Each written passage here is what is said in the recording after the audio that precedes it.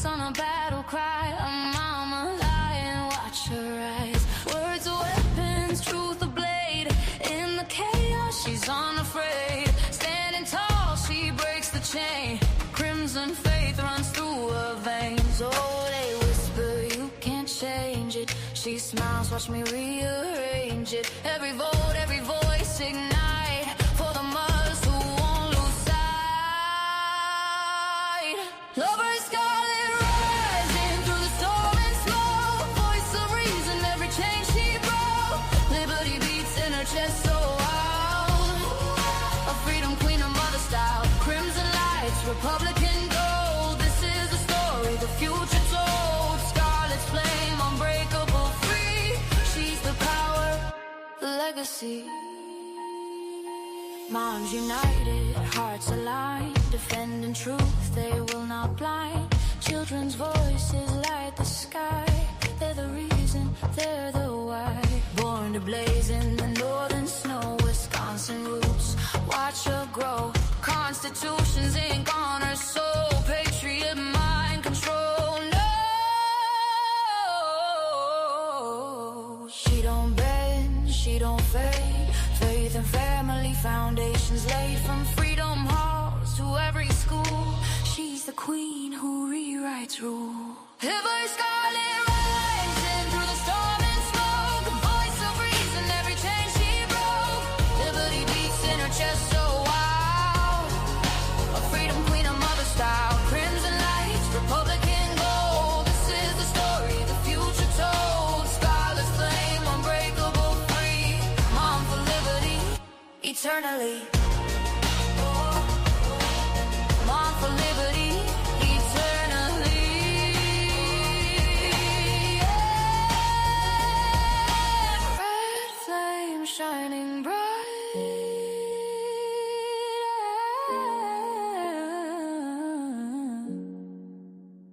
Scarlet's name, liberty's light, forever fight. Every Scarlet rise,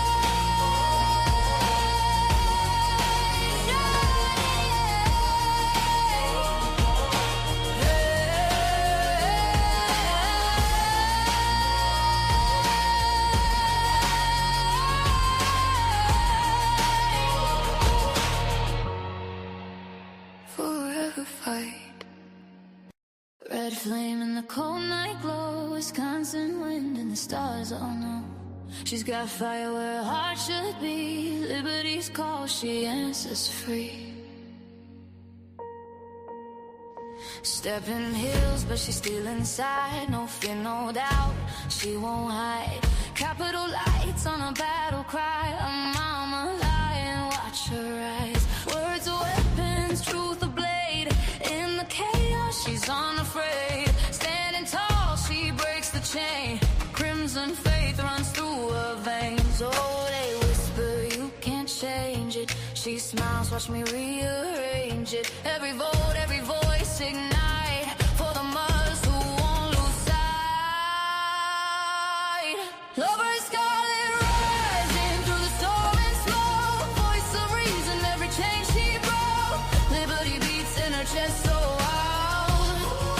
A freedom queen, a mother style. Crimson lights, Republican gold. This is the story the future told. Scarlet's flame, unbreakable, free. She's the power, the legacy. Moms united, hearts aligned. Defending truth, they will not blind. Children's voices light the sky. They're the reason, they're the why. Born to blaze in the northern snow. Wisconsin roots, watch her grow. Constitution's ink on her soul. Patriot mind control. No, she don't bend, she don't fade. Faith and family foundations laid. From freedom halls to every school. She's the queen who rewrites rule. Every Scarlet rising through the storm and smoke. A voice of reason, every chain she broke. Liberty beats in her chest so wild. A freedom queen, a mother style. Crimson lights, Republican gold. This is the story the future told.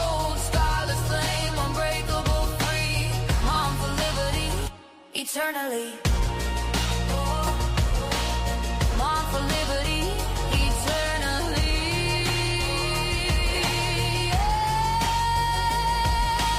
Red flame shining bright.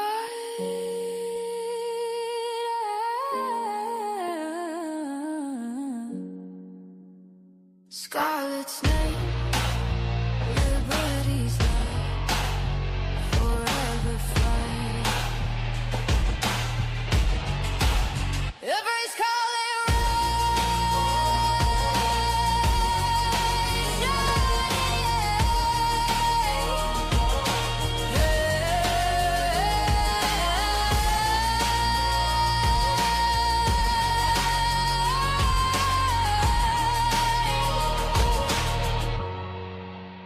forever fight.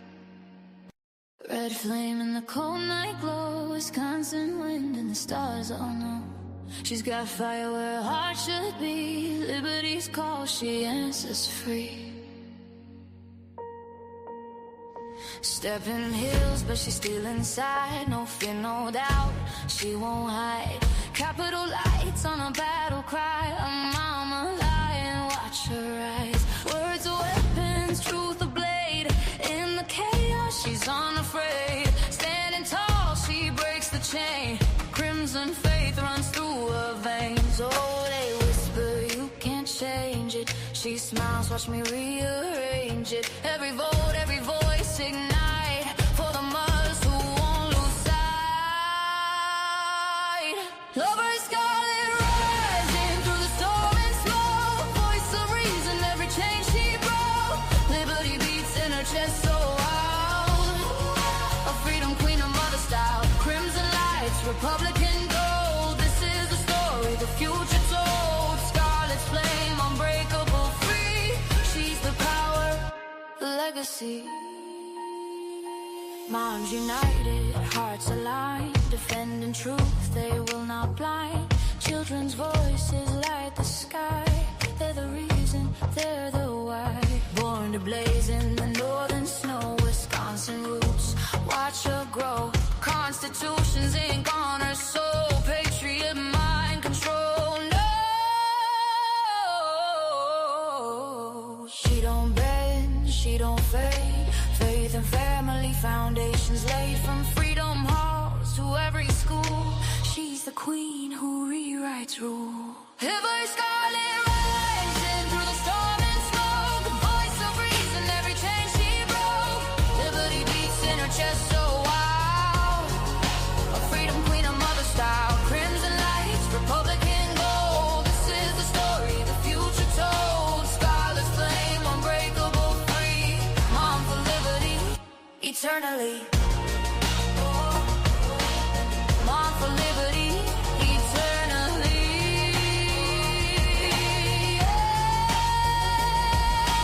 Red flame shining bright.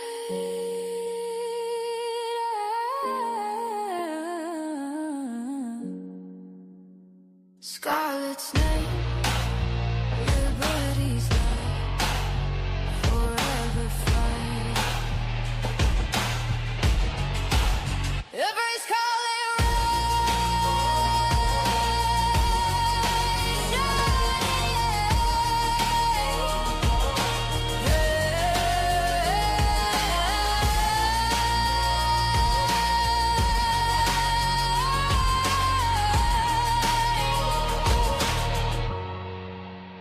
forever fight. Red flame in the cold night glow, Wisconsin wind and the stars all know. She's got fire where her heart should be, liberty's call, she answers free. Stepping hills, but she's still inside, no fear, no doubt, she won't hide.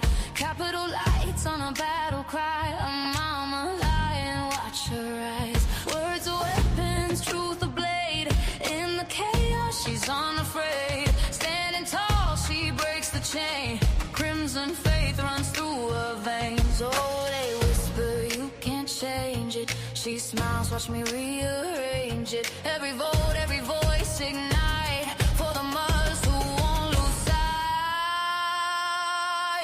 Lover scarlet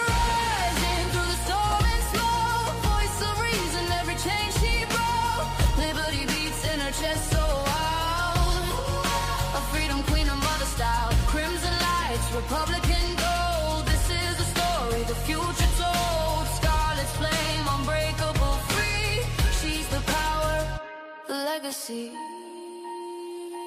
Moms united, hearts aligned, defending truth, they will not blind. Children's voices light the sky, they're the reason, they're the why.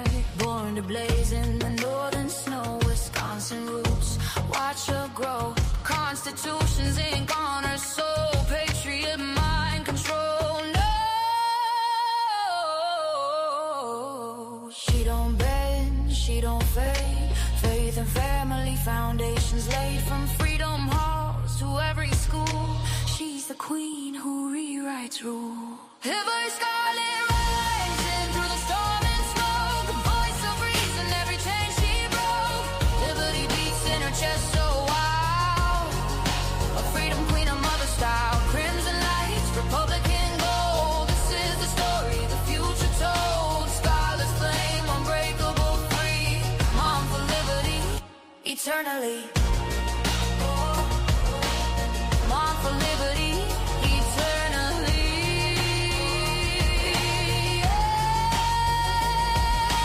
Red flame shining bright.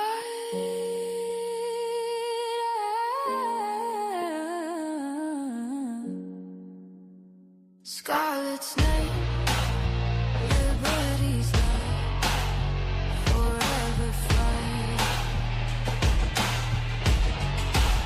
Every scarlet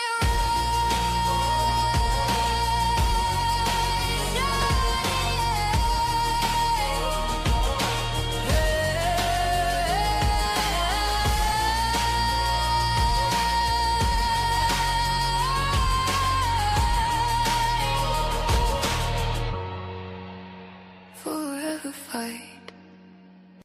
Red flame in the cold night glow, Wisconsin wind and the stars all know. She's got fire where her heart should be. Liberty's call, she answers free. Stepping hills, but she's still inside. No fear, no doubt, she won't hide. Capital lights on a battle cry. A mama lion, watch her rise. Words are weapons, truth a blade. In the chaos, she's unafraid. Standing tall, she breaks the chain. Crimson faith runs through her veins. Oh, they whisper, you can't change it. She smiles, watch me rearrange it. Every vote, every voice ignite. For the mothers who won't lose sight. Lover scarlet rising through the storm and smoke. Voice of reason, every chain she broke. Liberty beats in her chest so wild. A freedom queen, a mother style. Crimson lights, Republican gold. This is the story the future told. Scarlet's flame, unbreakable, free. She's the power, the legacy. Moms united, hearts aligned, defending truth, they will not blind. Children's voices light the sky, they're the reason, they're the why.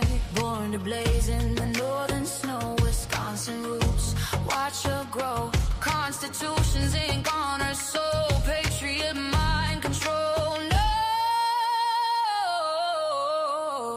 No, she don't bend, she don't fade. Faith and family foundations laid from freedom halls to every school. She's the queen who rewrites rule. Every scarlet rising through the storm and smoke. The voice of reason, every chain she broke. Liberty beats in her chest so wild.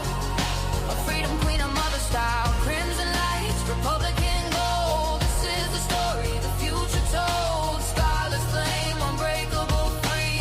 Mom for liberty, eternally. Mom for liberty, eternally.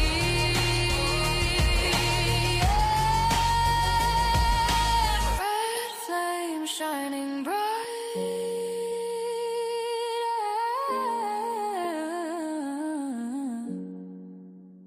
Scarlet's name, liberty's light, forever fight. Every scarlet rise.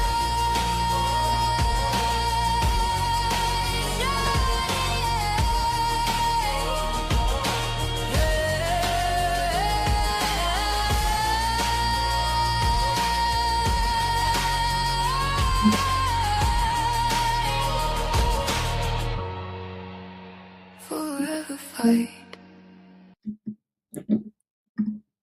Hi, everybody. Welcome to Unleashed. I'm not used to being on a Monday night, but it's great. There's a lot of news, some good news actually, and some very frustrating news. But the song that was playing in the background, my brother wrote that for me, so I love it. It was really fun to listen to, and he made it for me. He just kind of gave it to me a couple days ago, and it's great.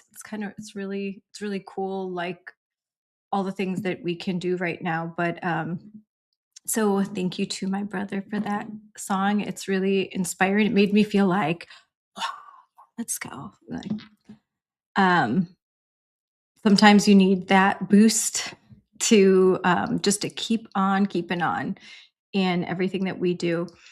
So trying to organize so many things, and I'm sure there, especially I think Mondays, but things can be kind of going slow, and suddenly like the news just comes fast and furious. And right about this time, where I literally right before I got here, I was braising a beef tenderloin. So like the song says, literally like takes the bacon, fries it up in a pan.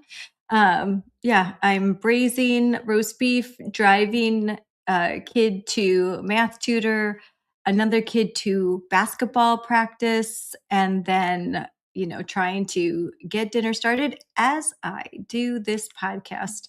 So that is the definition of Moms for Liberty, like juggling many different things, trying to keep family first, but also trying to be a difference in this world and fighting these culture war battles like only a mom can.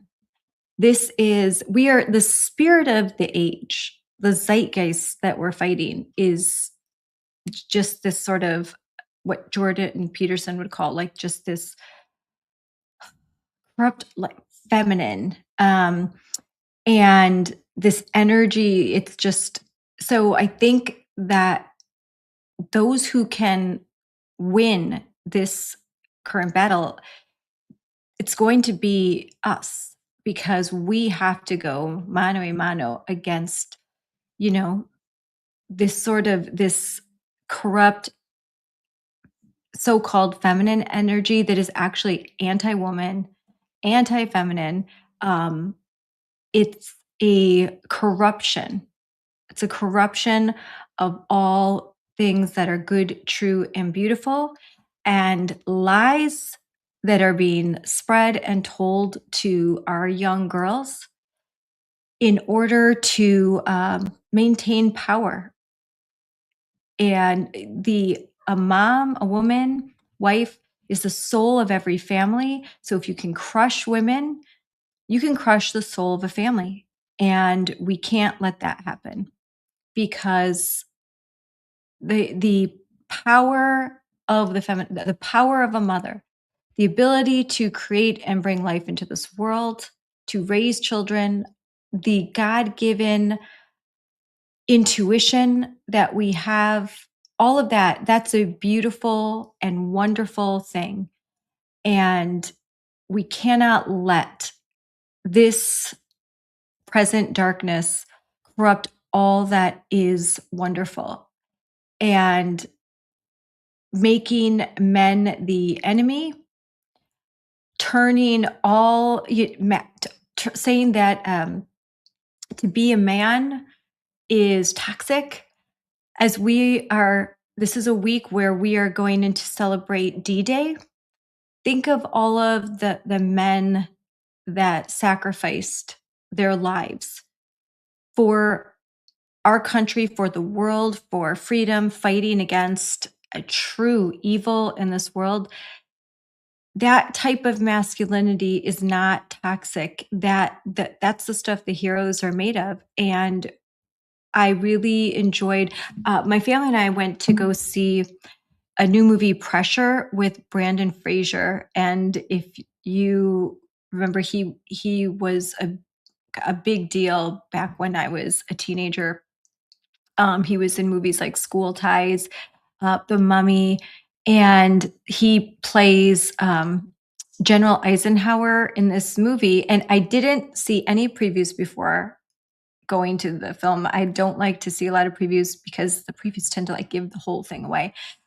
And I didn't realize that this was going to mainly be about the weather, which I guess I should have gotten a hint with Pressure. But it was amazing. It was a wonderful movie. We took our daughters, and it's a movie where you didn't check your watch, you didn't look for the time, you didn't want to leave, you didn't want to miss a minute. I thought it was so well done, and it was a reminder of the sacrifice and the cost for our freedom and our liberty. I mean, it wasn't like Saving Private Ryan, which was amazing. Those opening scenes, like or Band of Brothers, the series on HBO. They touched on, when the army and all this coalition of all the allies first stormed the beaches of Normandy. It's a reminder of what they literally just ran right into open fire, especially at Omaha Beach. So, I'm thinking about D-Day a lot because on Wednesday, I head off to San Diego, California. Moms for Liberty is doing a big event on the USS Midway that on D-Day on Saturday, June 6th, a celebration of the 250th birthday of America and the 5-year anniversary of Moms for Liberty. So I'm thinking a lot about D-Day and the sacrifice.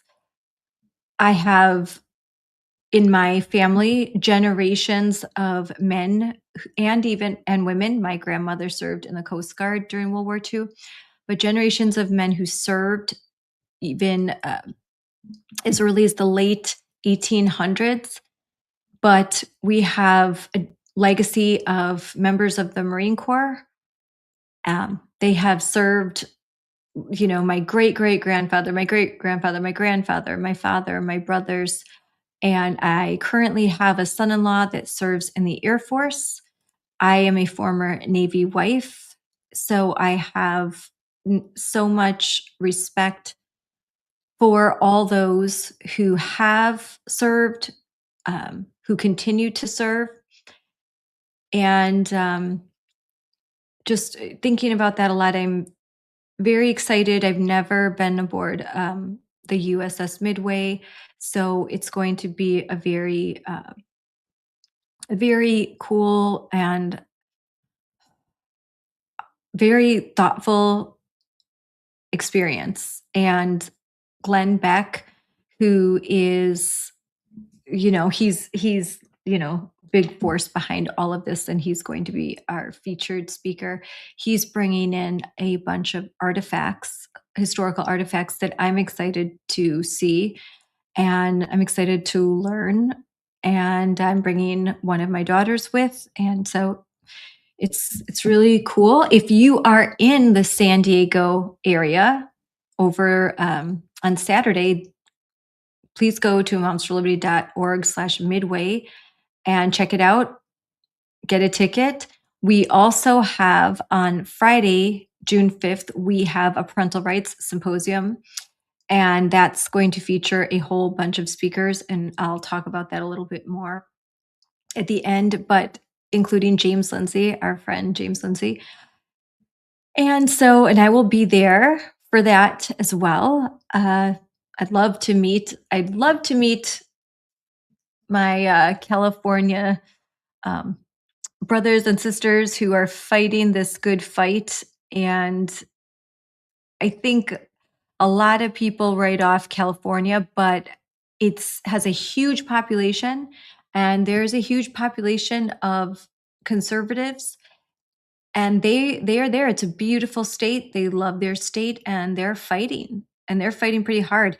My husband just showed me another Spencer Pratt video, and they're brilliant, they're funny, and every time I see one, I'm like, if everyone could see these ads, I think it might be like the kryptonite. They could wake them up. They're so good. They're just, and it's not just about the ad, it's about the truth that's getting conveyed in 2 minutes or less. So maybe I'll find one of those and put them up. But so that's what's been going on with me, and a lot to prepare for as we go to California. So some really good news right here. The Trump administration has announced they're launching an investigation in North Carolina. And so a lot of my friends in North Carolina and the chapters there, they are very excited. They have been working really hard in coordination with lots of other groups, lots of other conservatives, with community members, with the girls, with their parents, to expose what's happening in North Carolina, which is in this school district, as is happening all over this country, in red areas and blue areas alike.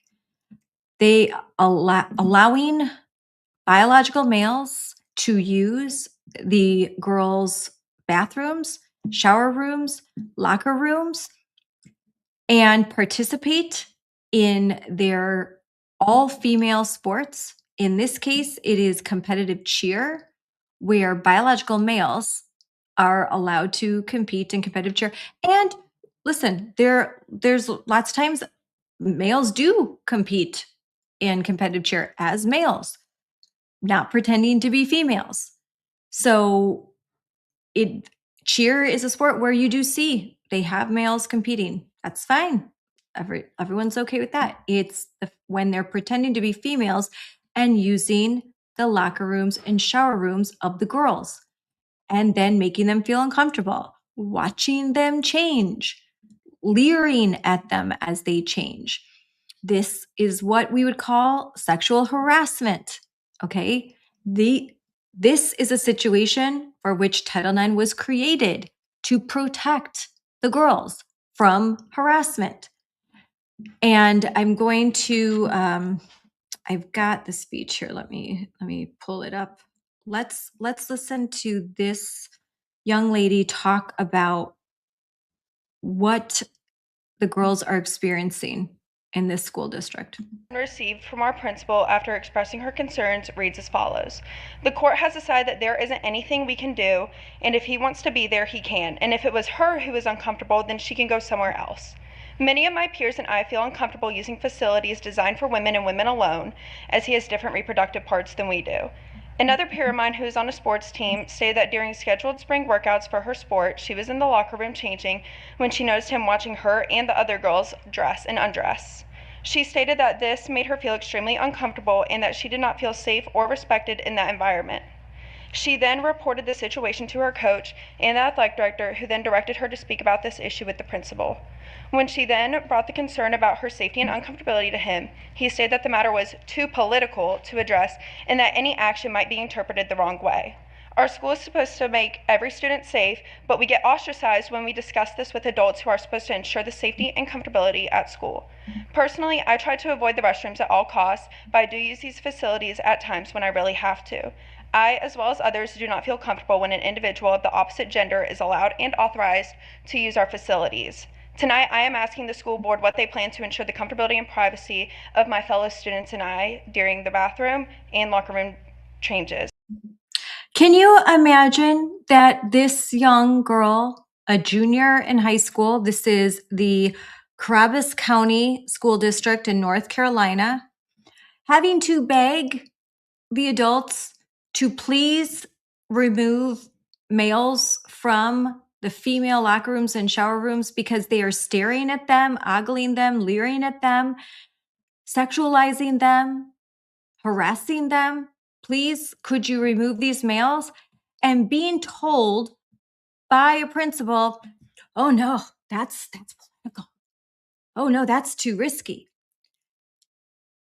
They are more afraid of this pretend girl, a boy, and the family suing them for removing them from a girl's locker room than they are of the parents, the girls in the community that are simply saying, this is harassment.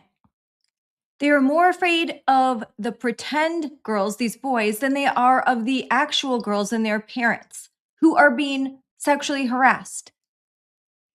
This is the upside down. This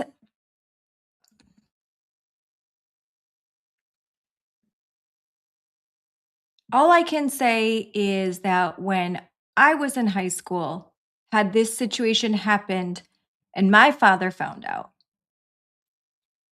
I wouldn't want to be around to see what would happen. I think that a lot of dads need to get really uncomfortable with these situations and let their voice be heard. And they need to line up and say, no, not my daughter. This is not happening to my little girl. So you need to figure this out. I am so proud of these girls. I'm so proud of the parents that have stood with them. But it's going to take continued, sustained awareness, action, fighting back, getting your voice out, never surrendering ever on this issue before it changes. I am so thankful for the Trump administration acting swiftly on this. I know that speech was from, I believe, September or October of 2025. But the social media campaign to elevate this situation is more recent. And this is the way that things get done. And this is why social media and this platform, all the platforms, but particularly I believe X, are so important. But all social media platforms that have talked about her speech, they had press conferences. There are organizations that put together very well done videos and ads. And these girls were the center of this. These girls, I cannot stress enough how brave it is for these young girls to put their name out there, put their face out there, and say, no more, no more. I am fighting back. And when they do that, that is when we can get the attention of the Trump administration, the Office of Civil Rights, the Department of Education. This is when lawsuits start to happen because there needs to be a victim. When you're bringing a suit, you have to have a plaintiff. Harm has to be shown. And in the past, there's always been a lot of complaints, a lot of news stories. It's on Fox News. We're always grateful for that coverage. It's on Newsmax. It's on Real America's Voice, The Charlie Kirk Show, smaller shows like mine. The stories were out there, but as was the case in a big story that we broke that went mega viral, I was actually a guest this time last year, it was about April of 2025 that I was on the Charlie Kirk Show with Charlie Kirk. And we were discussing a situation exactly like this that was happening in Kenosha, Wisconsin, where he called it the worst case he had ever heard of as far as a Title IX violation, where this 16-year-old, over 200-pound boy was leering and pleasuring himself watching girls change in the high school female bathroom. And when girls confronted him, he got violent, allegedly violent. It was well reported by the Kenosha Eye, an investigative reporter there. And I was able to, with the help of Libs of TikTok and a lot of my friends that follow me, I have a lot of really great big accounts that amplify these stories because they care so much about these issues. And I'm always grateful to all of them. We were able to draw attention to this situation, but there weren't any girls or parents that were willing to come forward and say, okay, I'm that girl. I was the one that was harmed.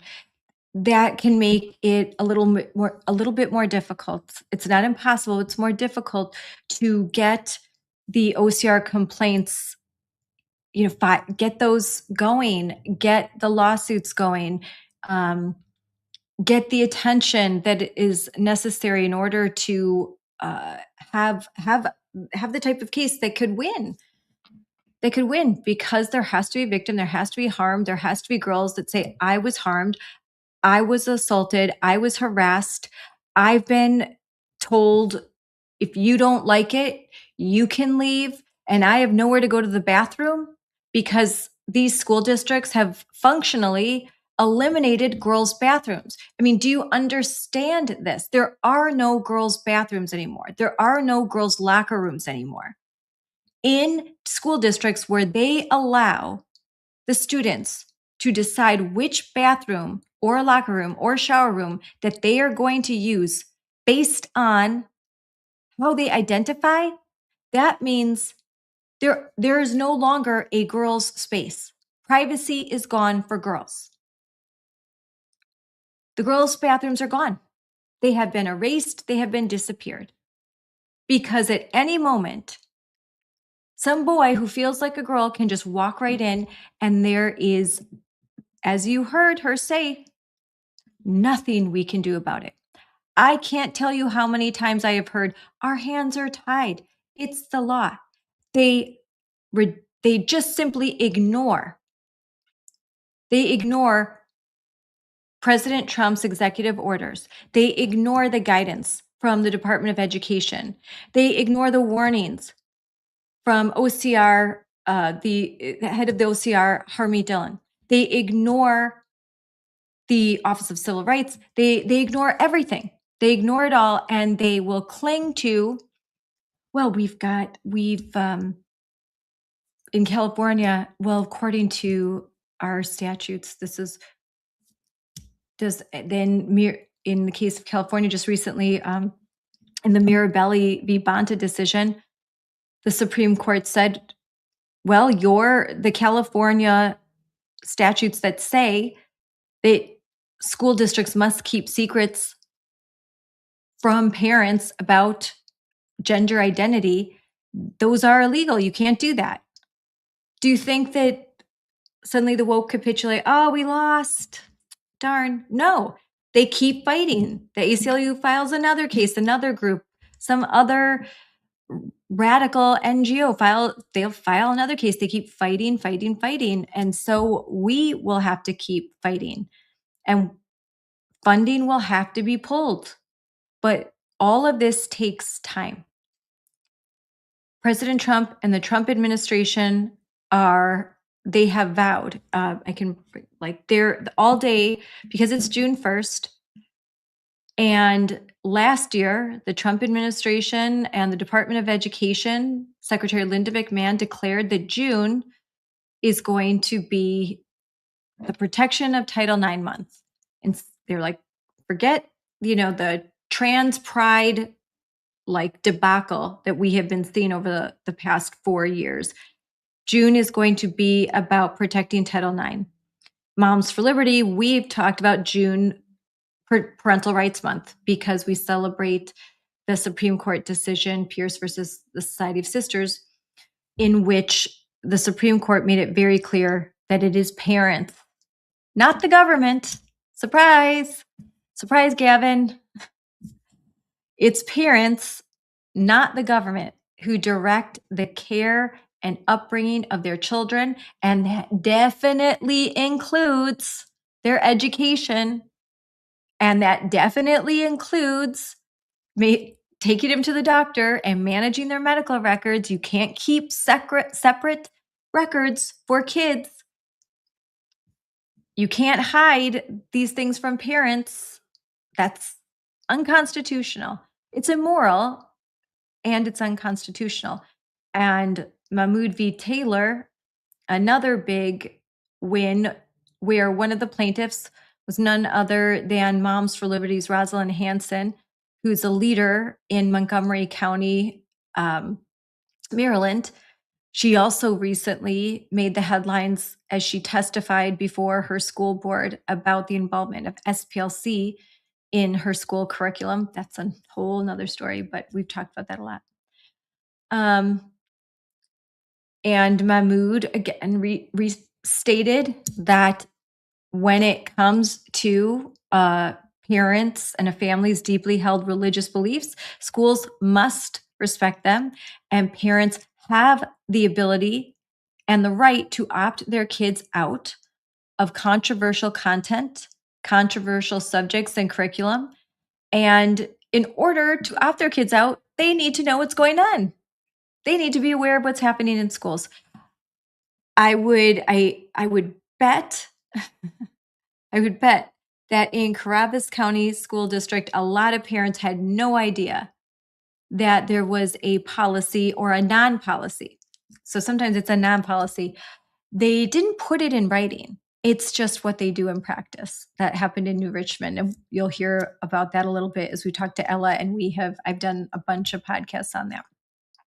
But they'll have a non-policy where we don't have a policy that says that any boy who feels like a girl today can just walk into the girls' bathroom. But that's essentially what we have, because we're so great. We're so inclusive.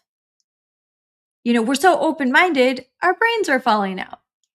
Celebrate it. Yay. Look at us. It's absolutely insane. And the only reason why this nonsense persists is because not enough people know it's happening. And when they hear that it's happening, they think, but it's not happening here. The polls show it, but all I have to do is use my God-given common sense to know that no sane adult who is not addled with Transhausen by proxy is going to say, yeah, it's a great idea. Yeah, let the 17-year-old boy into the girls' bathroom with all the 14 to 18-year-old girls while they're undressing. That's a wow. How brave, how stunning. Boy, are we just pat myself on the back for that real smart take. I mean, come on. That's called recipe for disaster. In the past, you would think a lot of administrators might think that's a lawsuit waiting to happen. But in our age of extremely weak, wimpy, indoctrinated, and just spineless, cowardly administrators that run our school districts, unfortunately, they have the spine of a spaghetti noodle when it comes to defending girls' biological reality, sanity, and what's right. And they're more afraid of the blue-haired activists that are going to come and be mean to them and saying really mean things on the internet.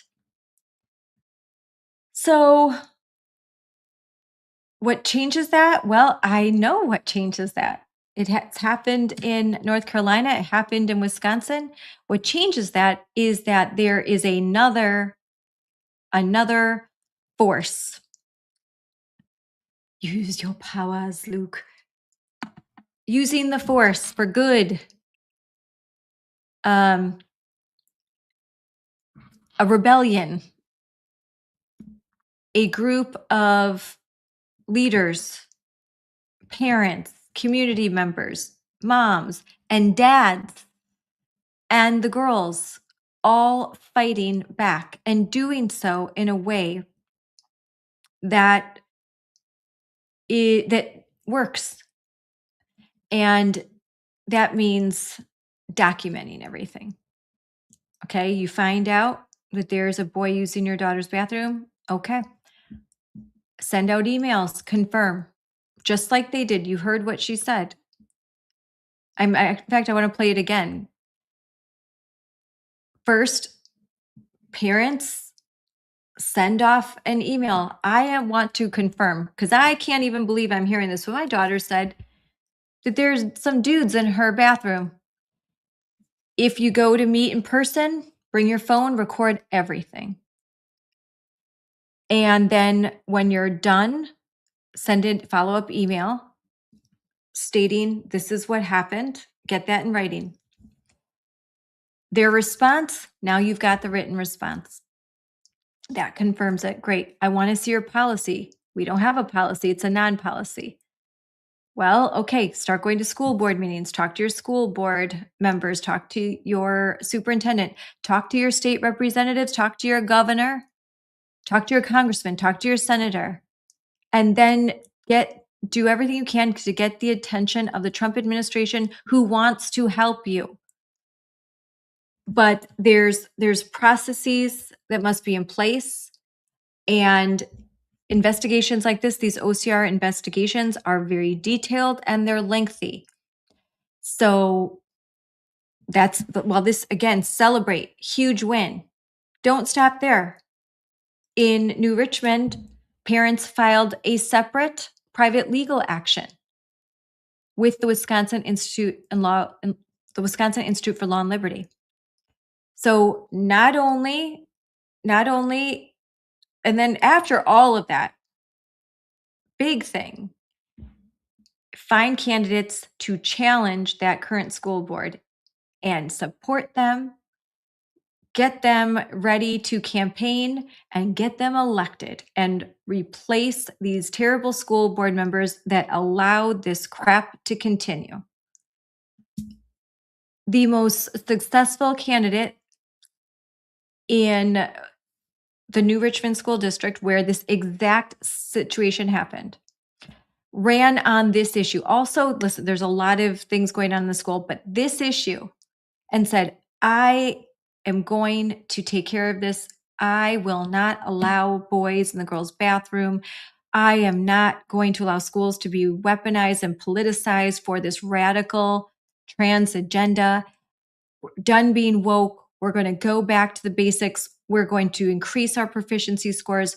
Schools are going to do their job. They're not going to do the job of parents. They're not going to become religious indoctrination camps where we can brainwash your kids to hate you and hate their church and hate everything about America. We're done with this crap. If you want to indoctrinate kids, go have your own. Stop indoctrinate ours. And she won. She beat out the school board president. She won because it was just plain common sense. Parents don't want to send their kids to school so they can be indoctrinated. They send them to school so that they can be educated. And left, right, center, non-political, whatever, everyone, that's what everyone wants. And there are families that want their children to be educated and to be trained up in their religious traditions. So they choose private schools. There's a lot of different private schools. In those schools, yes, religion's part of the curriculum. Parents know that when they send their kids up. In public schools, if you haven't gotten the memo yet, they are also religious. You just don't know it. Their religion is woke. And they are devoted to their cause. The priests and priestess line up the halls of many schools in America. They pretend that this is just this is not. We're not doing anything wrong. What is critical race theory? What is this gender ideology you talk about? We don't know what any of that is. And then you leave the room and all the rainbow flags come out and they throw a, non-binary pizza party and they love bomb your kids. If there's a girl that's like, oh, I'm really close to my dad and we work on cars. Well, you must be a boy then. Or a boy, I like to bake and I think pink is a nice color. Well, you must secretly be a girl. Didn't you know? And here's some books that I could bring out the books that they're little indoctrination materials. So we reject June as Pride Month, but most of public education does not yet. It's better. It's a lot better. I mean, come on, think back to the dark days, okay? It was dark. I was doing a lot of reporting back then. It's better. But woke is not dead yet. I would love for that to be the case. I would love it. I would be dancing on its grave. I wish it was dead. It is not. It is not. Not by a long shot. This was a project that took generations. And it is a project that will take generations to unravel. In my lifetime, I am fighting for a cause that I know that I may not live to see the full benefit. I'm building a land that I may not fully see, but that's okay because that's what adults do. The ROI isn't instant. Conservatives need to get over that whole I want to see instant proof that the long march through the institutions to get here it was a long march. We can't make it a sprint back because that would be sloppy, messy, and mean that they will quickly rise back to power because we didn't do things right. It's just not possible. Education has been wholly taken over by radical Marxists for the most part. If you're lucky, they're just a moderate progressive. That's the conservative. That's just the way it is. I mean, if you're listening to this, you know that. And if you're not, well, now I just let you know and that's the truth. So what can we do? Call to action.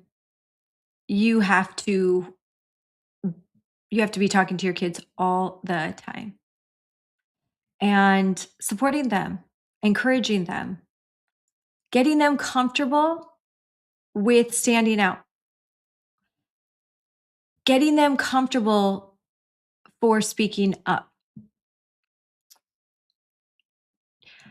I would say this is something. Even I'm going to quote Jordan Peterson, who's way smarter than me. Hopefully he's better soon. Early on, he would advise kids. I know that your teacher, your high school teacher, your college professor is going to ask you to write things that you don't believe are true. And in order to succeed, then maybe you feel like you have to write things that aren't true because you just want to get a good grade and move on.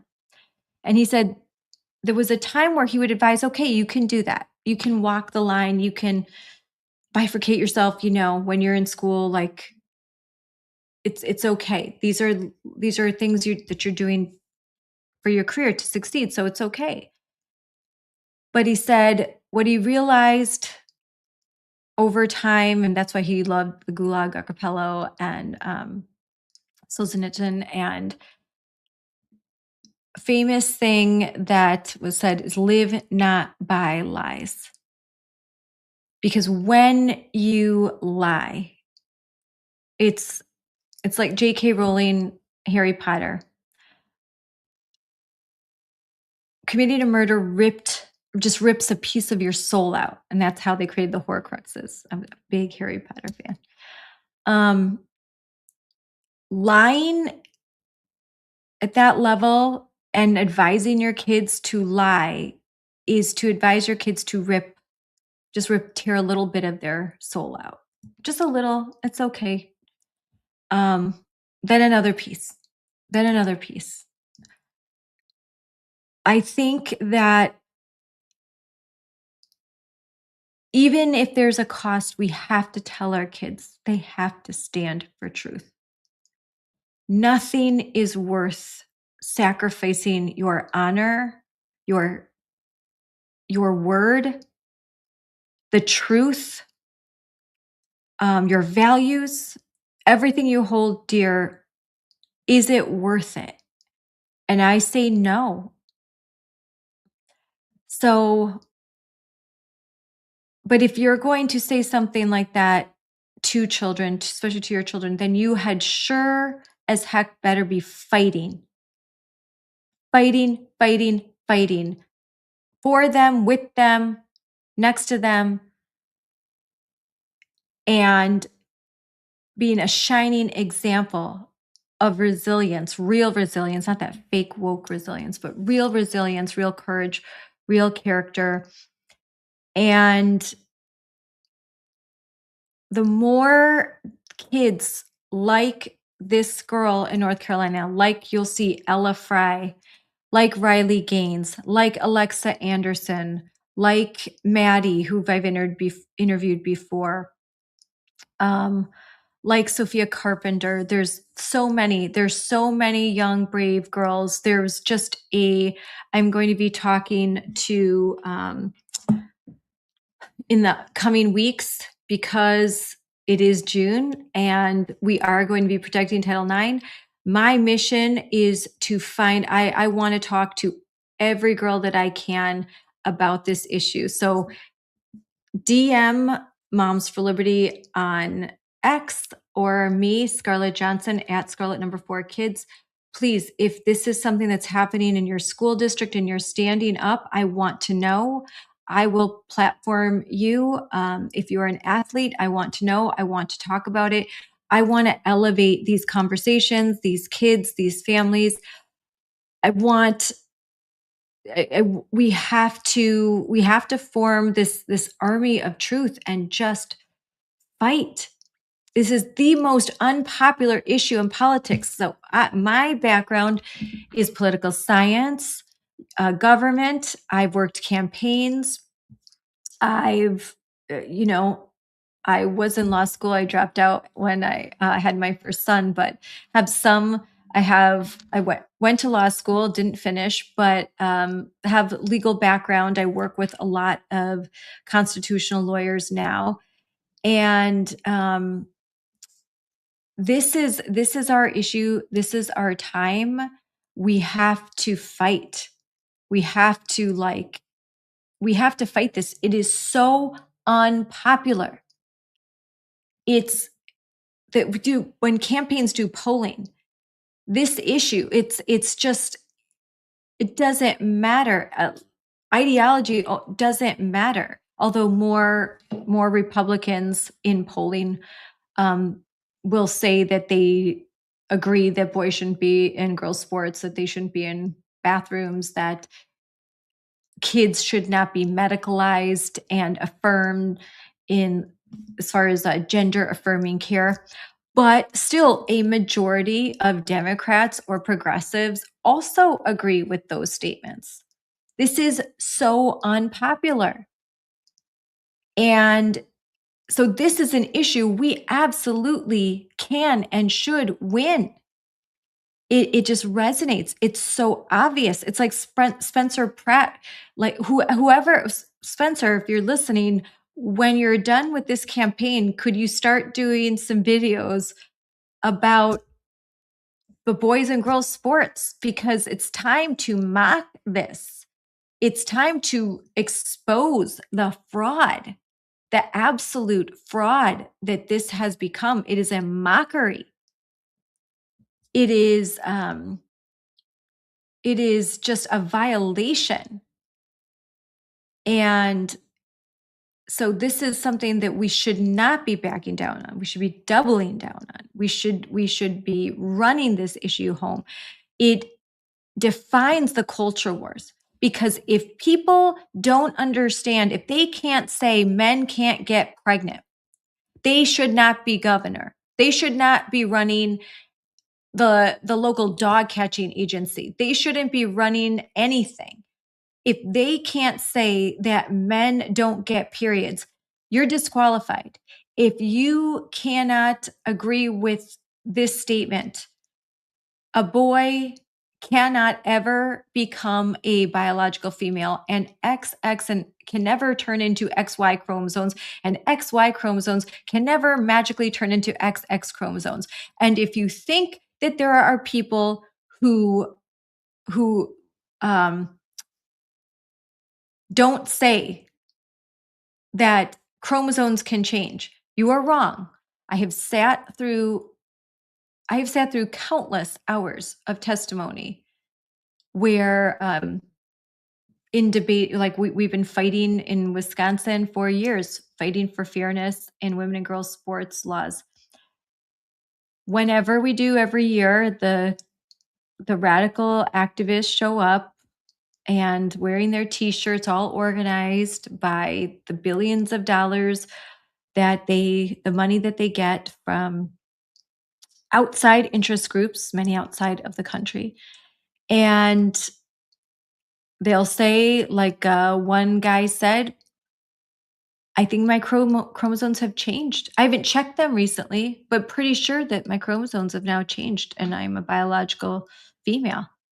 This was a kid that was going to the University of Wisconsin-Madison. Okay, so and everyone's nodding like, yeah. It's crazy. The stuff that I've heard is crazy. So early on, they tried to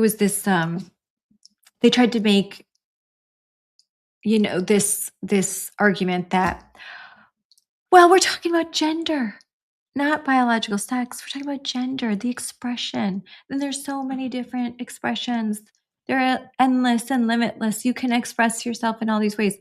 They have, for the last couple of years, that argument's gone to the wayside. No, they'll say, yeah, they will not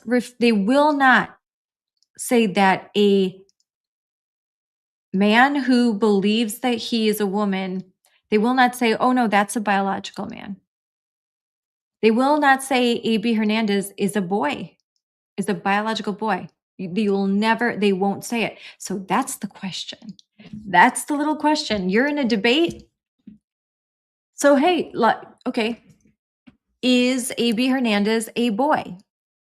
Well, I'm not going to answer. Can A.B. Hernandez get pregnant? I'm not going to answer that question. Does A.B. Hernandez menstruate? Oh, no, I can't answer that question. Oh, yeah. They can't say that the truth. They will force you to say something wrong is something right. They want to compel your speech. You're going to hear, as I talk to Beth Bourne, she's going to talk about this. How Harmeet Dillon was in California, was a lawyer representing her and the law firm, because they went after Beth Bourne because she simply used the biological name of a boy that was competing against girls, because she refused to use the she, her, they, them, z, zer, rock, self pronouns, whatever de jour name of the day that they want to be called. She refused to use those. And so she had to fight many free speech lawsuits just because she misgendered, and that was considered harassment. They will classify a lot of the in school districts and in policy, you will find the language that allows for gender identity to creep into an institution. It comes through harassment policies. It's harassment. It's That's how they get you. My monologues always tend to be kind of long. Okay, so a few things before we start this interview. So we talked about North Carolina. We saw this, the Trump administration, and I do want to talk a little. I just saw something from Icons. I love Icons. They're talking about A.B. Hernandez. That's a lot. And I won't get ahead of this, the very good, the things that we're going to talk about. But so the OCR has now filed, there is a lawsuit in North Carolina, which is amazing.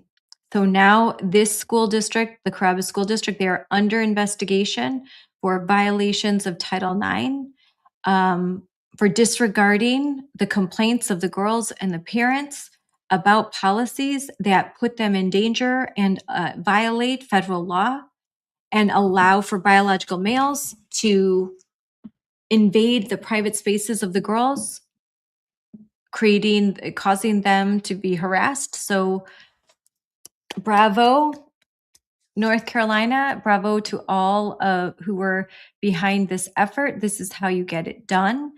Everyone else take note. This is just how you're going to do it. I've had conversations with Southeastern Legal Foundation, Kim Herman, with my friends in the Wisconsin Institute for Law and Liberty, and that Corey Brewer, Dan Lennington, Lauren Gruel, and it's the same thing. Like there needs to be families, girls, parents that will stand up and say, this is happening. It's happening in my school, and here's the proof. And they're going to school board meetings. When we can do that, we can get these OCR complaints going. The Trump administration can get involved. Lawsuits and policy changes. Then, of course, what we do best, Moms for Liberty, getting involved locally, school board races. So, but first, people have to be aware of the problem. And if there's one thing that I take great pride in doing, it is exposing. Sunlight is the best disinfectant. And myself and so many of us that are, on the front lines. I have sort of this national platform and doing a lot of different things. So I'm so grateful to all the moms and dads who are locally just doing that work. Okay, they are the infantry, they are the U.S. Marines of this, and they do that grunt work, and they do it as joyful warriors because they know that it's so important what they're doing, exposing the worksheets, the curriculum, talking to parents and families, giving them the resources they need, the help they need, connecting them with lawyers, making them feel comfortable, trying to give them support during the down times and celebrate them when things go well. So this is the grassroots activism that groups like the Southern Poverty Law Center have worked so hard to crush because they know that this is how we win. Better to divide us, better to have us talking about foolish things that don't matter, better to, the look at the kind of the flashy things and the topics that just, they'd rather have you do that than to focus on what is really happening. And the more that kids expose what their schools are really like. I mean, Ella put out a post this week when we were talking about woke schools, and I was talking with Kelly Shankowski from California about how radical some of the curriculum is, and she reposted, like, parents have no idea how bad it is in the classrooms. Like, they have no idea the things that these teachers tell us. And a lot of times we just blow it off, we don't, but they are bombarded. And doesn't it stink as a parent? Really sucks sometimes, that the constant the deprogramming that we have to do. It's so frustrating. And it shouldn't be that way. And the vast majority of teachers, I think, are not engaged in this. It's a few. I have a lot of great teachers in my life. My kids have great teachers. And what's the best thing about them is I don't know their politics. My kids don't know their politics. I don't care. They're trying to do their job. And that is great. That's what I want. I don't need them to wear a MAGA hat in the classroom and be like, oh, just do your job. Call balls and strikes, play it down the middle. If you're in high school, of course, you have to talk about government and hot topics. You're teaching kids how to think critically and debate. Yeah, just be fair. Be fair. Don't, put your thumb on the scale, and don't try to parent other people's kids. And if kids ask very controversial questions, just say, go ask your parents. It's really easy. That's a big issue. Why don't you just go talk to your parents about that one? I'm not the person for that. It's very easy.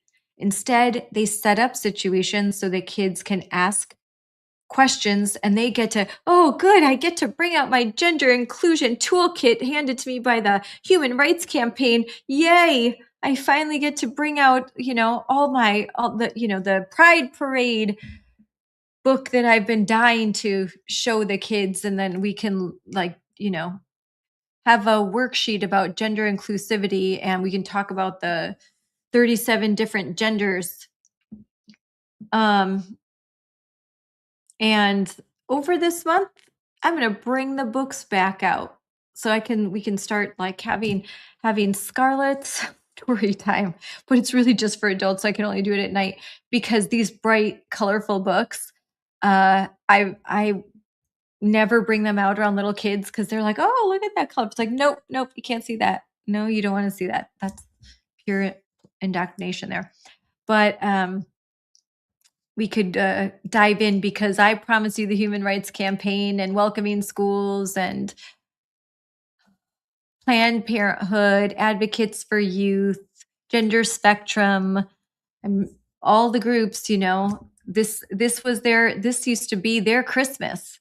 June was like their month-long Christmas. And when they were getting funding from the Biden administration hand over fist, it was just a party every day for them. But now, thankfully, we've got President Trump, and funds have dried out, although a lot of funding, as we've discovered, especially mental health funding that was awarded in 2023, gets dispersed sometimes through 2028. So still got to do that digging, still got to do that working, still have to do the exposing. There's a lot less money, a whole lot less, and they're underground just a little bit more, but not that much. And we'll talk more about that. But okay, let's do a few things before. So here, I want to bring up a few clips. Here I am. This was January, and in front of the U.S. Supreme Court, as two very important cases had oral arguments were being heard. And in this month of June, we are going to finally get some decisions from SCOTUS, long-awaited decisions that are going to be so important about this issue. So here, let's watch this. Scarlett Johnson with Moms for Liberty, and I am live in front of the U.S. Supreme Court. Today, there is a rally to protect women and girls sports. And we're here because the Supreme Court is hearing oral arguments on two very important cases that will decide the future of women and girls sports and whether or not sex separated sports in K through 12 schools and colleges and universities is constitutional, which we of course think it is. As Riley Gaines has said, the question that's being asked of the Supreme Court is really just basic.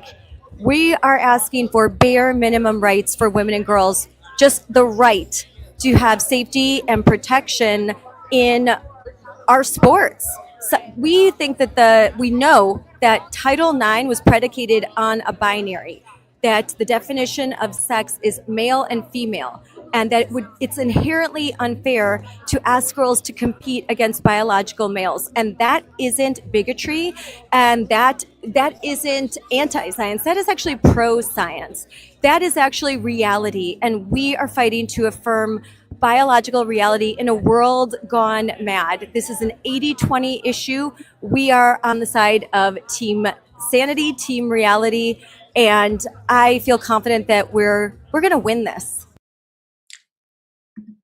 And I still feel confident that we're going to win this. Now here is a good clip from discussion with Alexa Anderson. Yeah, because so much of this, it's not about the individual athletes. It's not about the transgender people in the world. It's about the adults in charge who have failed to protect us girls in our sports. That is who we are trying to get the attention of and who we are trying to say we are not okay with what they're doing. At the end of the day, all of us up on that podium were just kids. We're all just learning who we are, trying to go through life, and we were failed by the adults in charge who didn't protect us. So that's who I have a problem with. Love that. Just kids. And we were failed by the adults in charge who didn't protect us. So now we have to do our job, adults. That was so well said. To affirm anyone's feelings. I have the right to not do that. And so how one wants to live their life, that's up to them. They just can't tell me that I have to affirm it, that I have to participate, and that I have to celebrate it. Now, that is when my First Amendment rights get infringed. And that's when my values have to take a second place to someone else's. And then that's not fair. So yes, I definitely agree. That's kind of what happened to us when we expressed our concerns, expressed our frustrations with this issue. Our First Amendment rights were violated. We were not really allowed to speak on this. Yes, and that's about compelled speech. Because, as I said before, it's not just inclusion.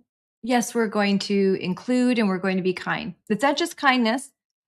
It's not just tolerance. Okay, yes, fine. You do you, I'll do me. No, it's celebrate me now. Celebrate. And then it's participate. You have to participate. And you have to tell everyone that what I think is real. I think I'm a girl. You have to not just tolerate that, accept that. You have to celebrate it and participate in the humiliation rituals, which I will force you to do. Oh, and here's one last little dig. Your daughter has to participate in it as well. And I'm going to take her spot. I'm going to take her privacy. I'm going to steal her innocence. I'm going to steal everything from her and leave nothing. And you're going to smile and say more. That's what you get to do. You have to have braces on your brains if you think that that's an okay deal to make. I just have no words if you think that this is something that this will blow over. These people play for keeps. I mean, they actually want to mutilate perfectly healthy genitals. They want to chemically castrate kids. So I don't think that they're just going to walk away. And one day you'll get normalcy back by magic, because people just come to their senses. No, you have to fight. You're going to have to fight for every inch. This is a, we don't call it a culture skirmish. It's a culture war. It's not one we started. We don't want to fight this. We just wanted to be left alone. And we wanted our kids to be left alone. We just wanted to live our lives. But the woke don't play that. Because in their world, if you're not with them, you are against them. It is a radical, revolutionary, Marxist worldview, and you need to wake up and smell the Marxism. You may not believe in that. You may not believe, oh, I don't believe it's, but they do. So you need to wake up. Let's see. Let's listen to You may get called names. People might say mean things. At the end of the day, if you're speaking truth, you should take comfort in that. You should find strength in that. Believe me, people will join you. You can be a leader and you can do it. Don't force your kids to do it. I feel really strongly about that. Work to give them the confidence that they can do it. And that's one of the things we try to do at XXXY Athletics. We have a big team of athletes that we work with. I spent about an hour the other night on the phone with a bunch of them, connecting them. Oftentimes they're the only one in their school or on their team that is speaking up to protect women's sports. But now they have each other, and I feel really proud of that. You'll find people in your community that stand with you. We have to not think of this as like there's this one moment in time, that this one major event. This is going to be an ongoing fight. Steel yourself, screw up your courage, get out there and do it. Have one-on-one conversations, bring people over to your side. There's a lot of people out there that probably agree with you that are too scared. Talk to your neighbors, talk to your friends, your sisters, your relatives. Go speak at the school board meeting. You're going to inspire somebody else to do it. Don't for one second think that when you do that, it's over. You're going to have to keep fighting. It's taken 20 years for us to get to this place where men who say they're women get to be treated as women in the eyes of the law. It's going to take us time to unwind it. One executive order is not going to do it.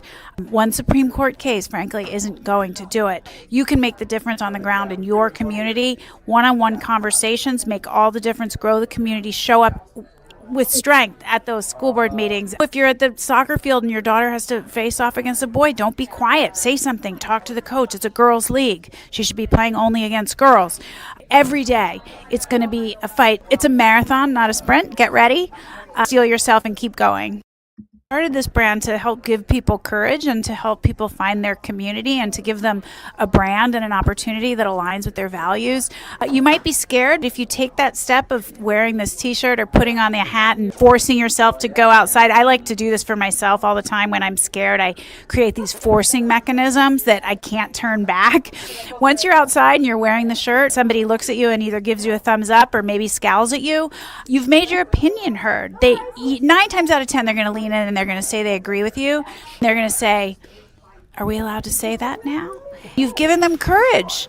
That little simple act of wearing the hat or the t-shirt gives other people courage. It's so important. It's not just a t-shirt.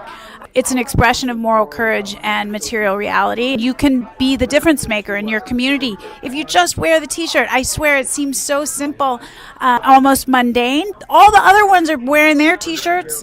You wear yours, you're going to find you have community. You're going to give people courage. Moms who wear the t-shirt give courage to their daughters.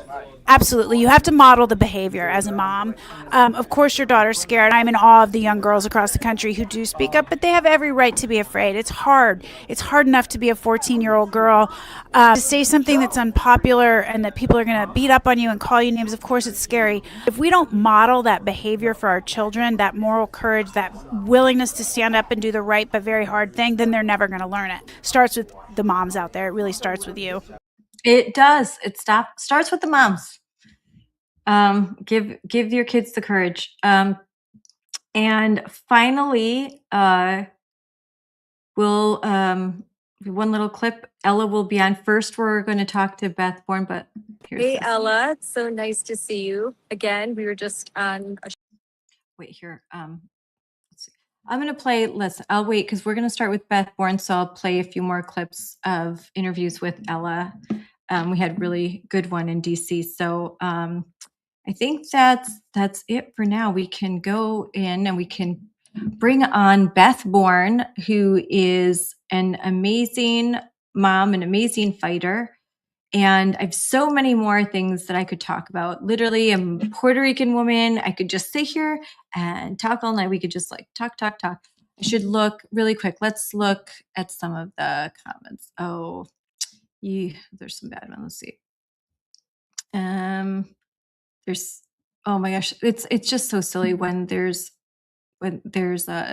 some people that just, they actually waste their time to write the dumbest comments, and it's really just why. I'm trying to see, there's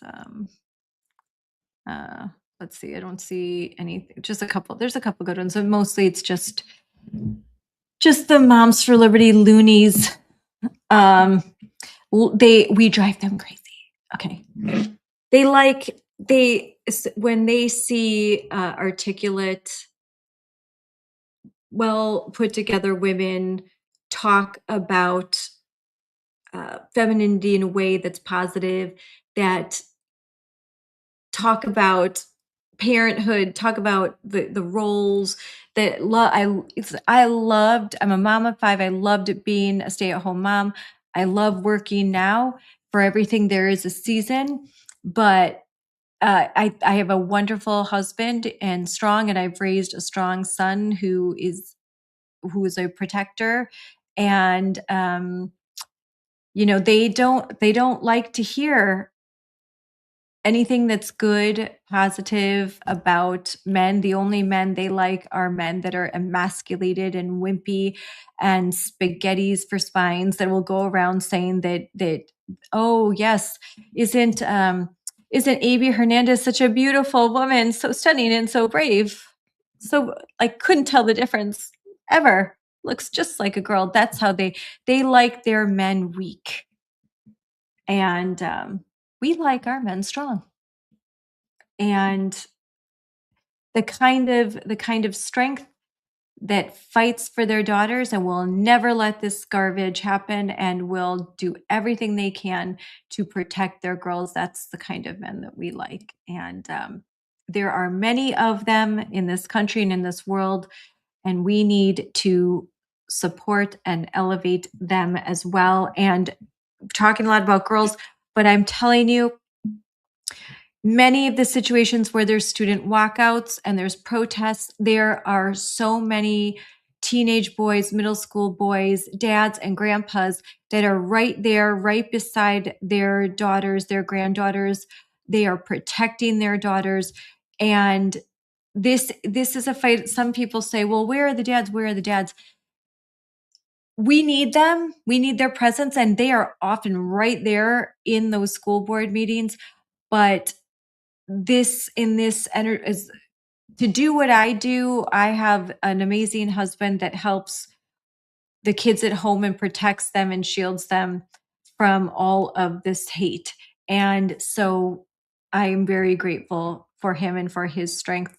And frankly, in some of these situations, if he were there, it would, I think it'd almost be too much for him to handle, that he couldn't keep his cool, because these people are literally crazy.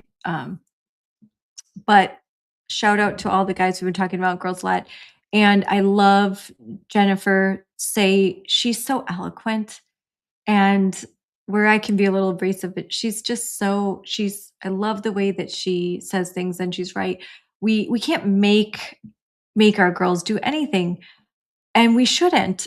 We just have to inspire them, support them, cheerlead their efforts, and just the one thing that we have to do is just tell them that they can't lie.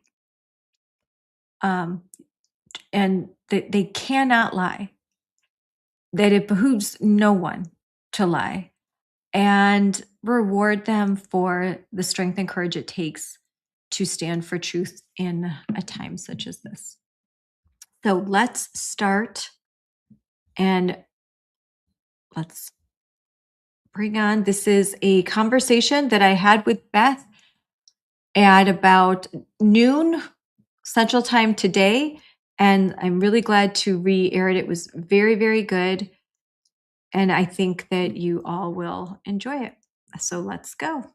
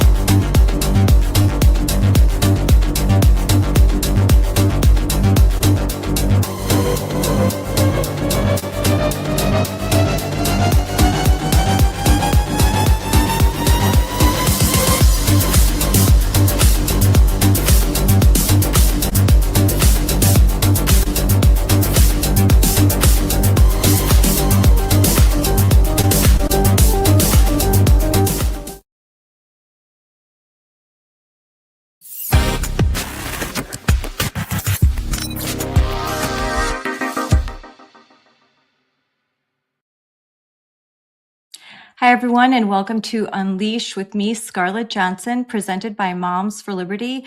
And we have a special guest today, Beth Bourne. And I'm really excited to talk to her because she has been on the front lines of the war on women in California, women and girls. And I really want to hear her perspective, her firsthand perspective. But before I bring her on, I'm going to play this video. And most of the footage that you see in this video has been captured by Beth Bourne, this mom who has made it a crusade to defend women and girls and their privacy and their sports, and to just stand in the gap for so many families fighting radical gender ideology. As she lives in California, she's in the belly of the beast, so she can tell us so much about where this all started, where it is right now, and where it's going if we don't continue to fight back. So let's just get this video going so that we can talk to Beth as soon as possible. Not just won all three events he competed in, he completely dominated. And the point is, nobody's happy.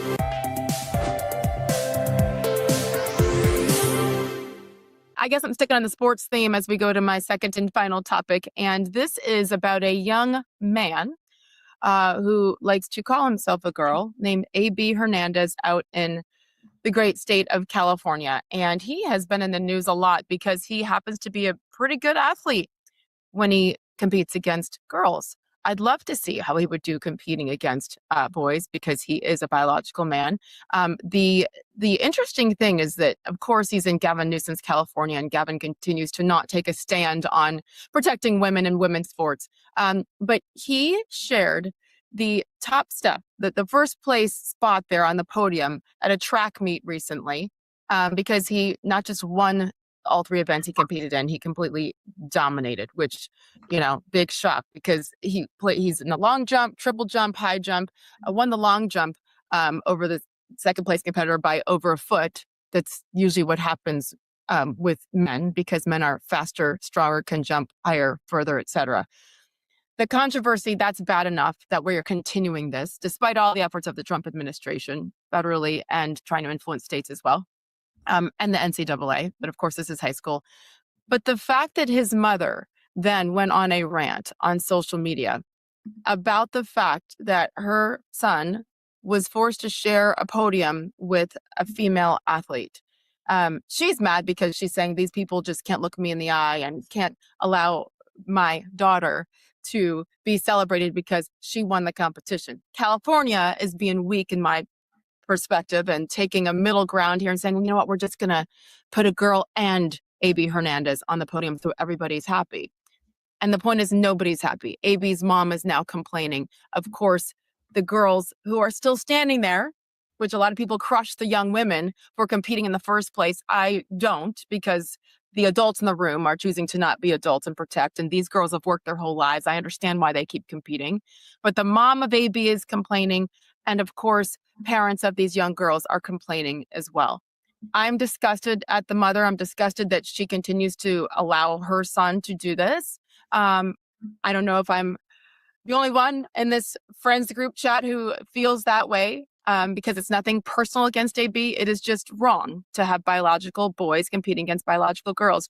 Well, there's just some interesting things about all this, this particular story, in that the mom's behavior has subtle echoes of Munchausen's by proxy, right? This is when you let kids be them separate from you and compete and lose and win, and it's not about you, the parent. In fact, healthy parenting is about letting go several years before the age of these particular kids in question. So isn't that interesting how the mom is so personally affected by all this? That's interesting.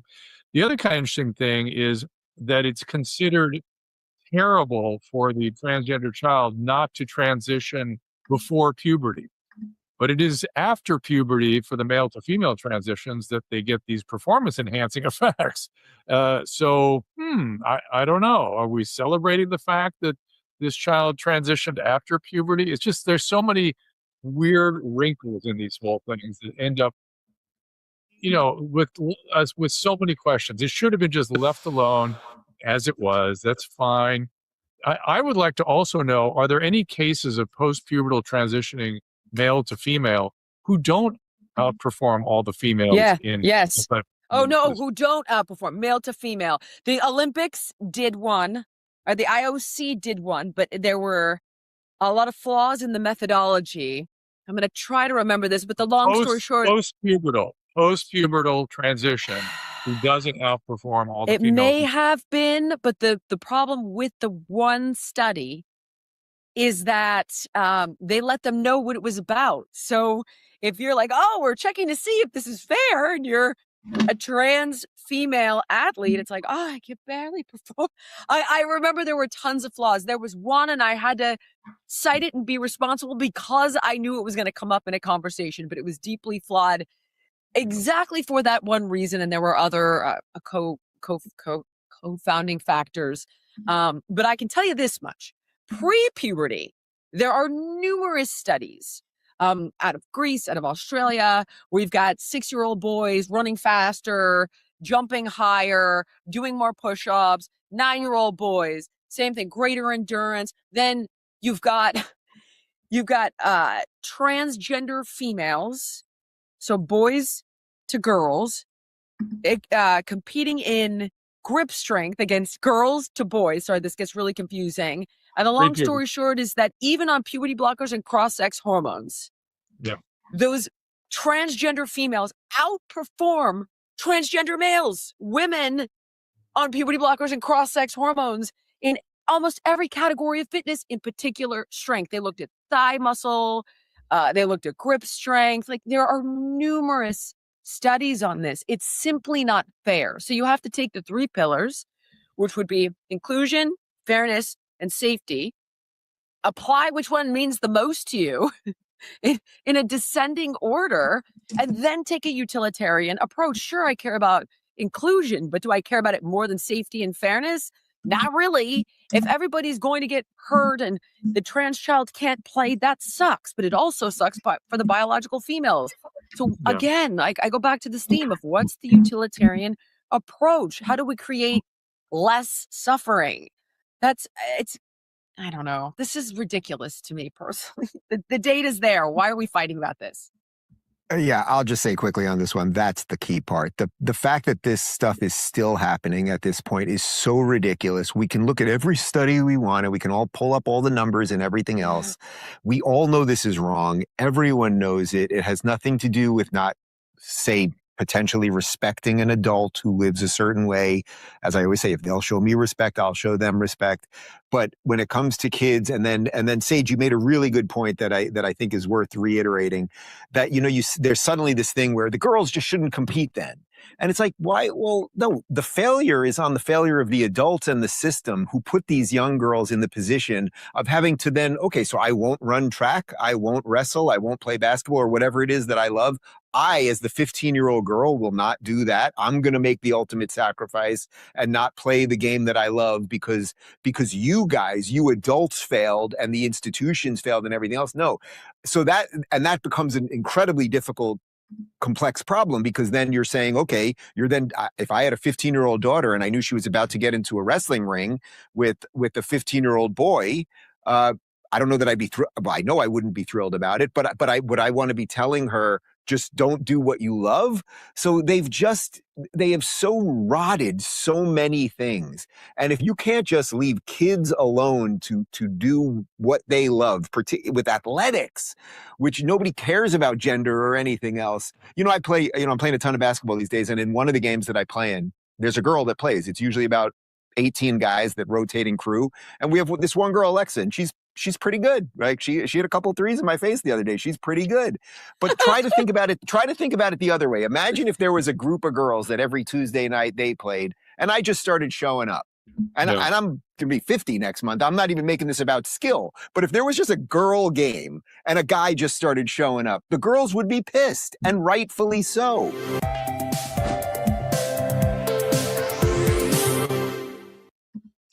So that was an interesting conversation, a good prelude. Let's bring on Beth.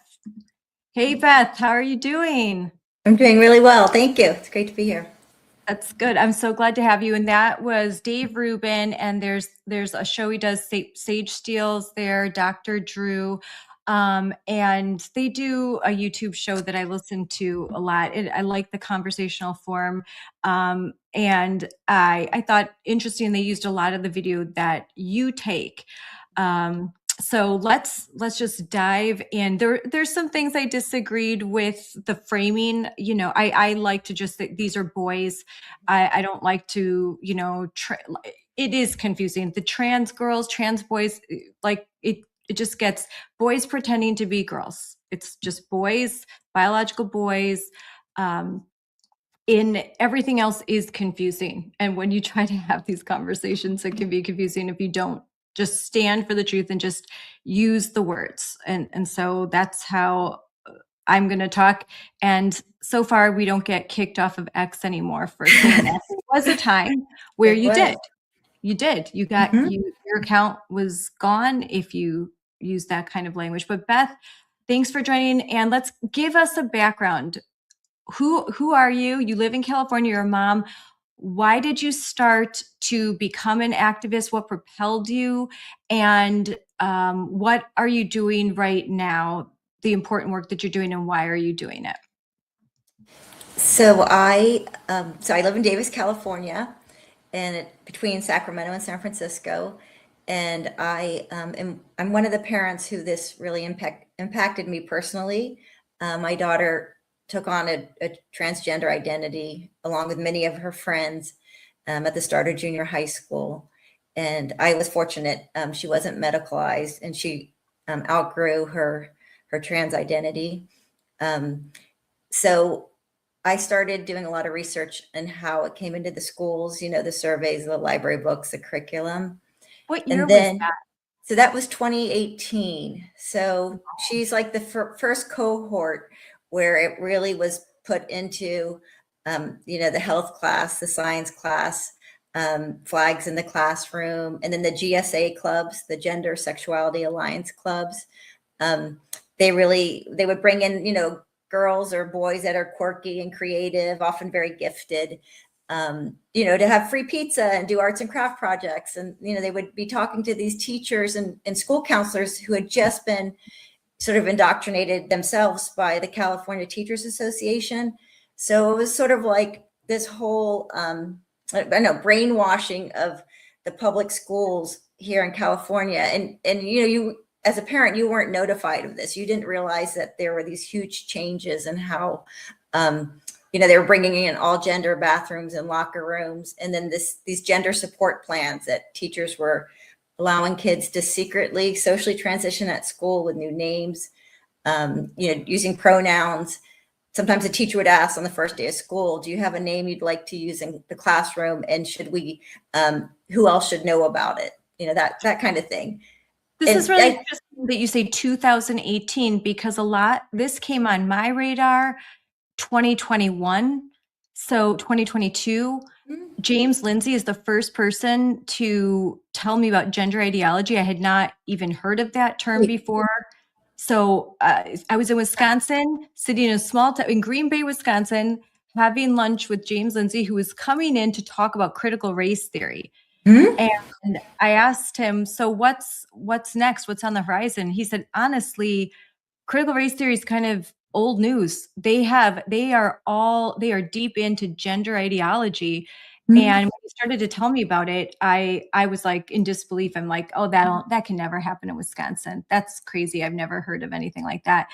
And wouldn't you know it, I literally think 2 months later, I had my first call, a parent that had the evidence and was showing me the curriculum that was being introduced into K through 12 education in a suburban area of Wisconsin, an area that was once pretty conservative. And I was like, oh my goodness. And once you peel back the layers, it was all there. So your daughter, how old was she when you first recognized this? She was about 13. And I'll just mention we are in a university town. And so I always let parents know, even if you're in a red state, you know, if you're in a blue city or in a town that has a university, it comes sort of through academia and through medicine, through the libraries, and then through the public schools. So altogether, if you're in a place like, you know, Davis, California, you know, kids will be immersed in it, and so will the adults. That's a really good point, because we're dealing with this issue in New Richmond, Wisconsin. I think they went 65% for Trump. It's a rural farming community fighting boys in the girls' bathrooms.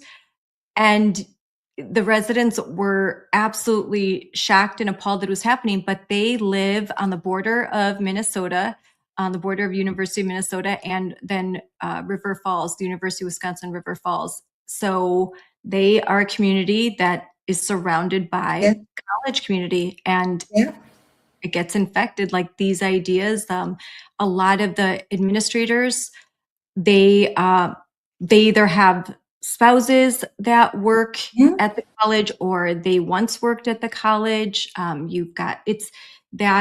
That's very connected. And what you said about libraries as well, like big library systems and all of that. Yeah, so that was 2017, 2018. And so I became really aware of it. And then I started to say, well, look, parents aren't that concerned about it because they don't think it'll happen to their child, right? Because, you know, the gender medicine, you know, we have these doctors that are promoting these hormones and blockers and surgeries, you know, here in Davis, but they don't think it's going to impact their child. So I decided to do a lot of focus on the sports issue. And I found that the sports issue, you know, well, I think that the idea that we're sterilizing kids and harming their bodies is just incredible, you know, horrific event that's happening right now. The sports thing affects almost every family, right? Everyone has a daughter or a niece or a granddaughter. Everyone, or most people, have played sports in their lives. And so it's much easier for people to understand how insane this is, right? To say that sports can be played with gender identities and not sex bodies. And then also the impact that has on, you know, the girl athletes. So I started focusing on sports in 2023. And I think our first event was at the public library, where we wanted to talk about a male athlete. Sophia Loray was going to talk about, I think it was, you know, Will Thomas, Leah Thomas. And the librarian shut down our event because he said we were misgendering. So anyway, so it became a free speech issue too. And Alliance Defending Freedom represented us, and Moms for Liberty, and we ended up winning the case. But yet, so that I kind of go back to 2023 when I really started focusing on the sports issue. And I think I've become kind of an expert on the California Interscholastic Federation, how they brought it in, and how it's impacted girls across the state. There's a couple things there. First of all, what needs to be understood, if anyone listening doesn't know this, that when biological boys are allowed to play and compete on all female athletic teams, it is because the school has a policy that, or the state, the governing body that of every state, there's a governing body that governs all of the high school athletics, the college athletics. They have a policy that allows individuals to participate in that team sport, usually before all this, based on whether they're male or female, the sex meant male, female. But when they allow the definition of sex to be corrupted and to include gender identity, a self-identification, oftentimes it is just the declaration by a student that they identify as a sex that is opposite of their birth. That alone can be enough to allow this male to participate and to compete and practice and use the locker rooms and shower rooms and bathrooms of the girls. And I know that sometimes I'll say, well, they have to show medical records or something like that. It doesn't matter to me either way, because you can't. There is nothing in the world that can transform a boy into a girl, no matter what they do.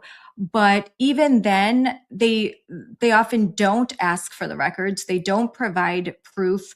And there's no evidence whatsoever that taking estrogen reduces the biological advantage that these boys have over the girls.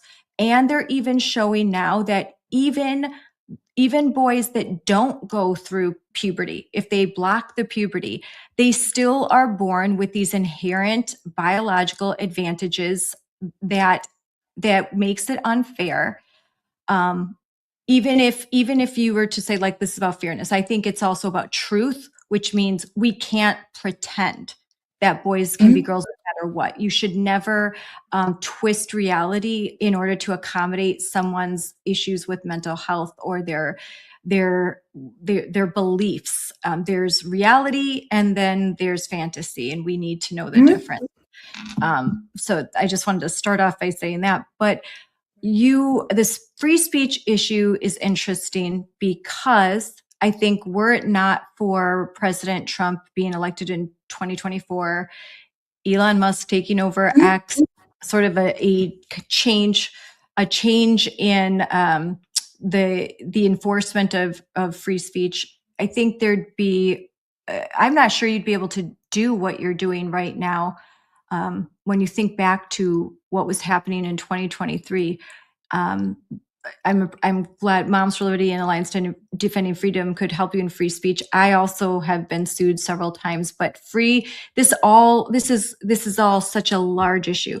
This is about protecting girls' sports, but compelled speech is a big part of it, isn't it? How are kids forced and compelled to say things that aren't true, or teachers or parents?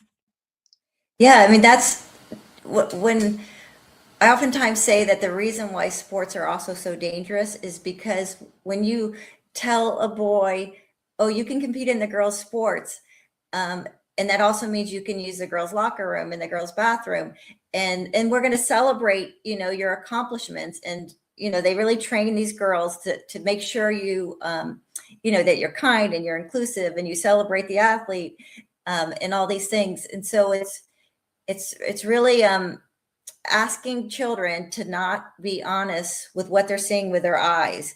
So everyone in that classroom, everyone on the, sports field, everyone in that track stadium has to pretend, in this case, let's say A.B. Hernandez, they have to pretend that he's like this special third sex or some, like this is other kind of human besides, a male and a female. There's a transgender person. And so you're basically asking every child there to lie about what they're seeing with their eyes, and not to be able to talk about it and not be able to ask questions.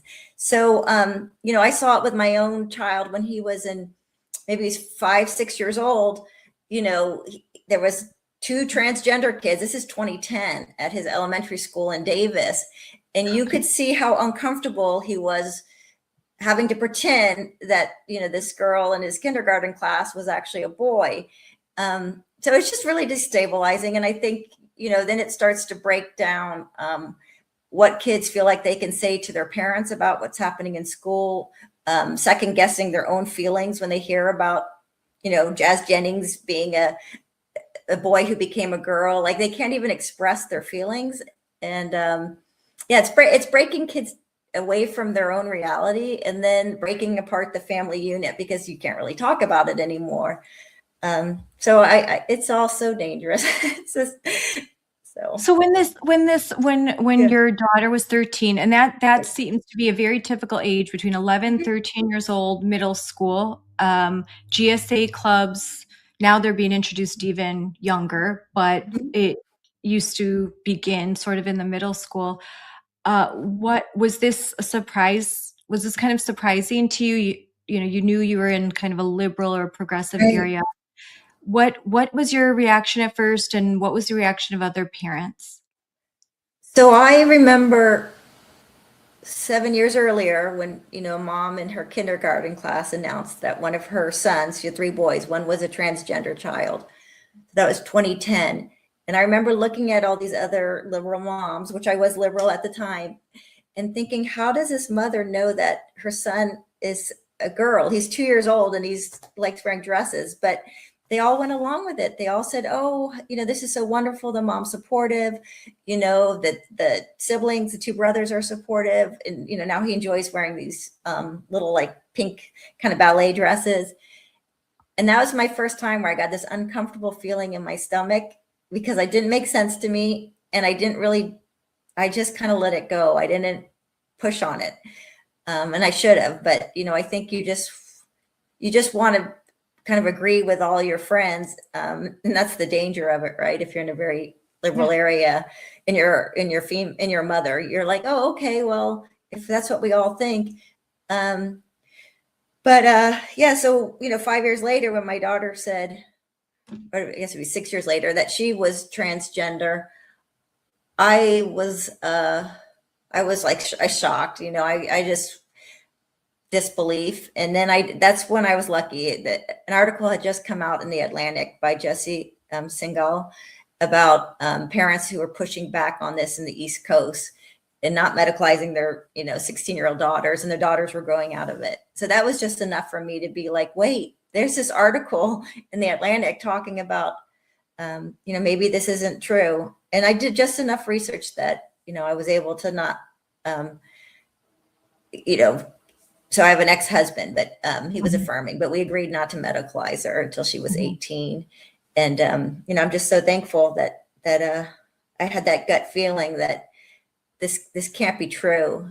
And, my daughter's really intelligent and gifted. And so she had done all this research on Planned Parenthood and WPATH and, all these organizations and citations, but I just had this feeling none of this is based in any real science or medicine. So, and it isn't, and it isn't, and it's coming more and more to bear.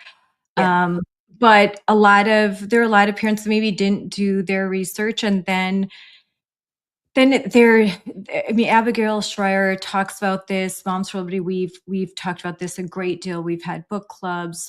We've talked with a lot of the experts, but it became kind of a social contagion among girls, where identifying as transgender was almost exclusively in the DSM-5, something that happened to boys of a certain age, and it was almost exclusively boys, and that the advice was that you just usually by 80-90%, by the time they were 19, 20, they would basically grow out of this, and they'd be same-sex attracted.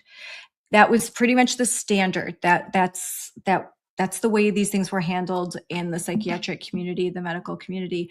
And then this change where suddenly it's a lot of girls, young girls, identifying as males, and but it's a very different experience where now what we see, these boys like AB Hernandez, like BPJ, when they now come out and they're as a female, they aren't shy or reclusive or sort of hiding. They are like almost starstruck. They are in the spotlight. They're in the media. They are participating in multiple sports. Like AB Hernandez, it isn't just track and field where he is competing with girls, and they seem to be enjoying the attention. And even there's cases in Wisconsin, Maine, in Virginia, a lot of other states where these boys will hang out in the girls' locker room and watch girls undress. Right. And nothing's done because they identify this whole gender identity. So is that something that you've seen as you cover sports, that this is predominantly a male phenomenon, that male identifying as female and then kind of crushing the girls on the athletic field? So, so in the sports issue, like I'll just say for my daughter's, group, it was, half of her theater group and a third of her choir group all started identifying as trans at the same time. That's a lot. Yeah, I know it is. I'm like, wow, that's kind of interesting that half of the girls who are in, this theater group of 20 kids are now identifying as trans or non-binary, and but they're very bright, quirky kids. But for the boys, they oftentimes come at it either through like gaming or anime, sometimes even porn, or they get groomed online, on these Discord chats where they're gaming and they're, being influenced by an adult. So they come at it different ways they get there. But, for my daughter, she was a fantastic athlete. She had close to the school record in 8th grade for triple jump and shot put. But when I, said, okay, you're going into 9th grade and you want to compete in sports, and I really encouraged her to, even if you're trans, you can compete in the girls' sports. It's okay. You're going to still be accepted. And she's like, no, I want to compete with the boys. So I looked at the, I knew what her distance was for triple jump. It was like 30 feet or something. And when I looked on where she would place in the JV, junior varsity, or the freshman group, it was almost at the very bottom, right? And the same for shot put. It's a heavier shot put for boys, but I was like, you could still be, so she's going from setting the record at her junior high school to being at the very bottom of if she was in the boys division. And so what did she do? She dropped out of sports, right? So the girls, and I see it across Davis, right? These very tomboyish girls, great athletes, come out as trans and they drop out of sports. In the boys situation at Davis High School around the same time, there were 3 boys who were competing in girls' sports. So we actually had one boy who won the state championship for downhill skiing in the girls category. He won the state championship and they actually hid it. So it wasn't printed in the school newspaper. It wasn't printed in our local paper. But, the Daily Mail picked it up. Fox News picked it up. So internationally, nationally, the story was told. But in our town, it stayed very quiet. And I actually didn't know until I spoke to a coach on the golf range. I asked him, I said, are there other boys who are competing in girls' sports? And then I found out there were 2 other boys. One boy had just broken the girls' record in the pole vault. He jumped 10 feet at Davis High School and broke the 9th grade record. And then there was another boy who was told not to compete on the girls' varsity cross country team because they didn't want to give a spot to this, this boy who was calling himself a trans girl. So they had him compete in JV. And if you look at the results from that year, he was winning like every big invitational race at the JV level because, the coach didn't want to put him on varsity, but he's a boy and he's just dominating. But, if I said anything to my liberal friends, they would be like, well, it's only high school sports. It's not that many kids. What about their feelings? And I just realized, like, people have lost their minds, right? Like we have all these, all of a sudden, all these trans kids coming out and then just completely erasing, the whole idea of Title IX, right? To give fairness and opportunity to girls. So, some of the first research I did actually was going back and looking at when the California Interscholastic Federation adopted these policies. And this is very hard to find, but it was in 2011. It was AB Assembly Bill 266. It says it's a bill that would allow students to participate in the gender in which they identify. And they actually, here in this, it's like a staff report that they, of the proposal, it said that this process would allow individual schools or school districts to access a statewide review panel that would consist of a physician with experience in gender identity and the WPATH, World Professional Association of Transgender Health standards, a psychiatrist at the school, or a licensed mental health care professional, a school administrator, a CIF staff member, and then an advocate familiar with gender identity, and that they would have this panel decide if the students, so this panel would ensure that students not in transition could not attempt to use this issue as an avenue to participate in sports. So when they first brought this idea, it was like, we were going to have this panel of experts who's going to, sit and meet with the athlete, talk to the coaches, the directors, the physicians, and then they would decide. Well, of course, if you go forward a few years later, all of that disappeared, right? It's up to the student to decide if they want to participate in sports. And this is also interesting. So it's called the Gender Inclusivity Toolkit. It was adopted in 2020 by CIF. It's an exact copy. I don't know, people might be just listening, but it's an exact copy. I'm going to look that up right now. Yeah. So this is the Washington Interscholastic Association. You can see the trans flag on the top, and it says gender diversity. So this is like, one of those kind of cult trans groups, lobbying groups that works in a community to transition kids. So California copied Washington's, verbatim. And so then the person who actually wrote the toolkit is Aidan Key. And, this person is actually a woman who identifies as a trans man. So it's that you can't make this up. The policy is actually written by a woman pretending to be a man. You can see her. I post sometimes her pictures when she was growing up. She has a twin sister. And anyways, but yeah, so CIF has quietly introduced all these different ways that we allow male participation in girls' sports. Yeah, thank you. That's great. I just made that last week. Yeah, I just wanted people to understand. Yeah, thank you. So CIF is divided by 10 sections across, we have a huge state. That section that A.B. Hernandez is in, it's called the Southern section. It's a number 9 on there. That's all of Los Angeles. So there's 850,000 high school kids competing in high school sports. About 400,000 are girls. I think that section is probably 100,000 students, right? So we're talking about huge numbers of kids are being, brainwashed by the sports federation here in our state. And, I started posting stuff on Instagram about A.B. Hernandez, and I hadn't used Instagram much.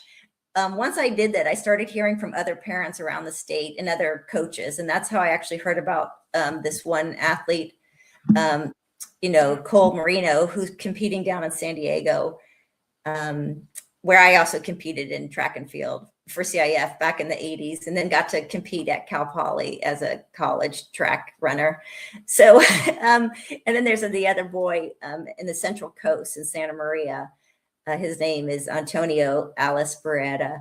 So yeah, these three athletes actually made it to the section finals. So we don't know how many other athletes are, just competing in the league championships or like at, my high school, because, I submitted a public records request. CIF says they can't track any numbers because the coaches don't have to disclose if there's transgender athletes on their team. So there's no way to track it. We don't know if it's, 20 kids, if it's 200, if it's 2,000, if it's 20,000.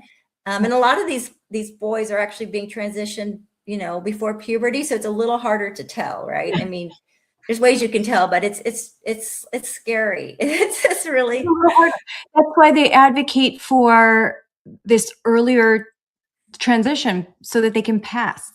And but what's so scary about that is that these kids, little kids, are being put on a path where the effects are irreversible. They cannot be unchanged.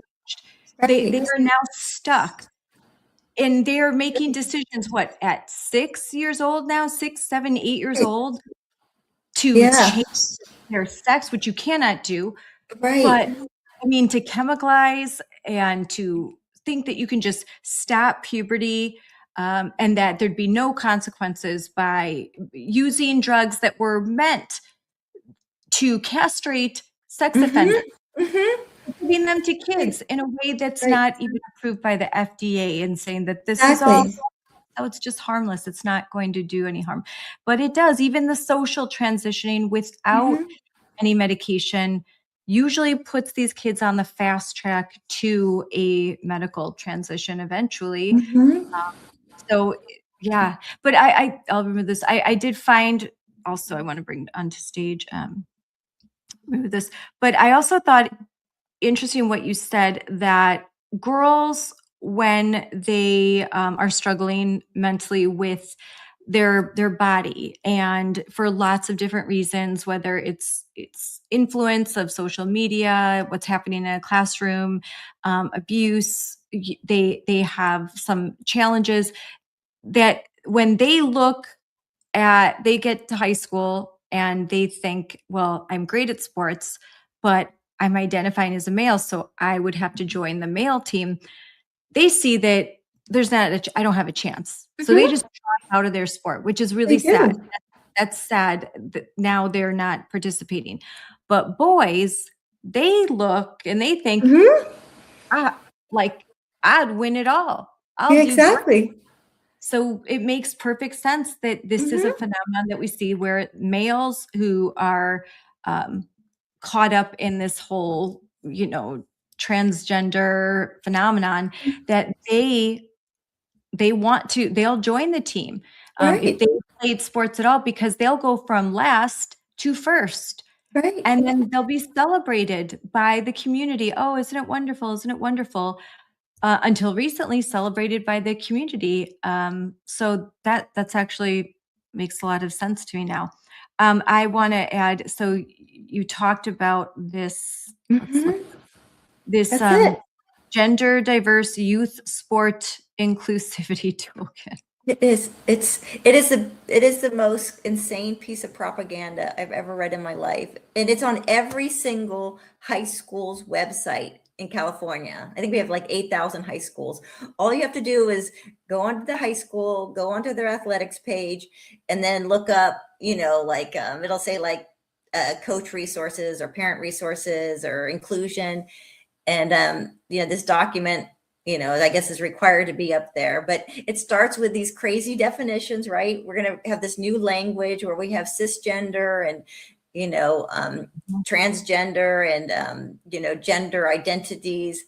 And then it starts there by saying, how does California law protect kids? Well, it doesn't mention that federal law says that girls and women should have protected sports. So, of course, federal law supersedes state law, but it doesn't mention that. Yeah, and it says assigned sex. The person was given that describes the sex a person was given at birth based on their anatomy. That none of that is true. Sex is determined at the moment of conception. I knew my daughter was going to be a girl because I had an amniocentesis done at 20 weeks pregnant.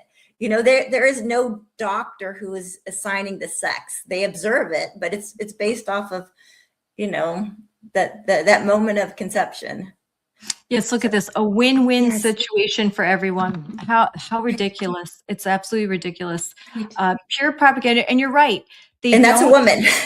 Sorry. Oh my gosh. Aiden Key is a woman. I think her name was Susan growing up. Or wait, and I think it was Bonnie. I'm thinking of Buck Angels, but yeah, this is a woman, who works in the state of Washington, and makes a lot of money with the gender diversity. It's a trans nonprofit or NGO. Yes, that makes sense. But and notice, like you said, they're not mentioning current federal law. They're not Right. mentioning the guidance that has been given by the Department of Education, the Department of Justice, the Office of Civil Rights. It's not mentioned the president's executive order signed. They're still basing on California law, and there are two very big cases that will be decided by the Supreme Court that have a direct bearing on this toolkit. And while I'm hoping, and everyone is telling us, Alliance Defending Freedom is involved in one of these cases, that they're anticipating a good outcome. What do you think the chances are that even if the Supreme Court does say that states can define sex as male, female, and states can exclude males from all female categories? If they say can and not must, what is the state of California going to do? Yeah, I'm hoping that because our public schools do get federal funding, I think it's like, I don't know, 8% on average. If they're not willing to do it because it's the right thing to do, right? And 26 states in the US are doing it, they'll do it because Trump's administration will say, well, we don't need to give you this federal funding then, because you're actually, you're violating Title IX. That's what I'm hoping. It's so crazy. These lawsuits take so long. And I just want to point out too that, they call it the CIF Gender Diverse Toolkit because by not calling it a policy, they didn't have to bring it to a public meeting. And I attend a lot of these meetings, right? We have the Brown Act, which requires that they notify the public gets a chance to comment, that we get to watch, the entire meeting as rules are being changed or policies. But they call it a toolkit so they can just kind of do it all, backdoor. Nobody knows what's happening, who's funding it, what the ramifications are. And same with their policy program, like this recent idea of giving out dual medals and allowing the displaced girl to go on and compete at the next level.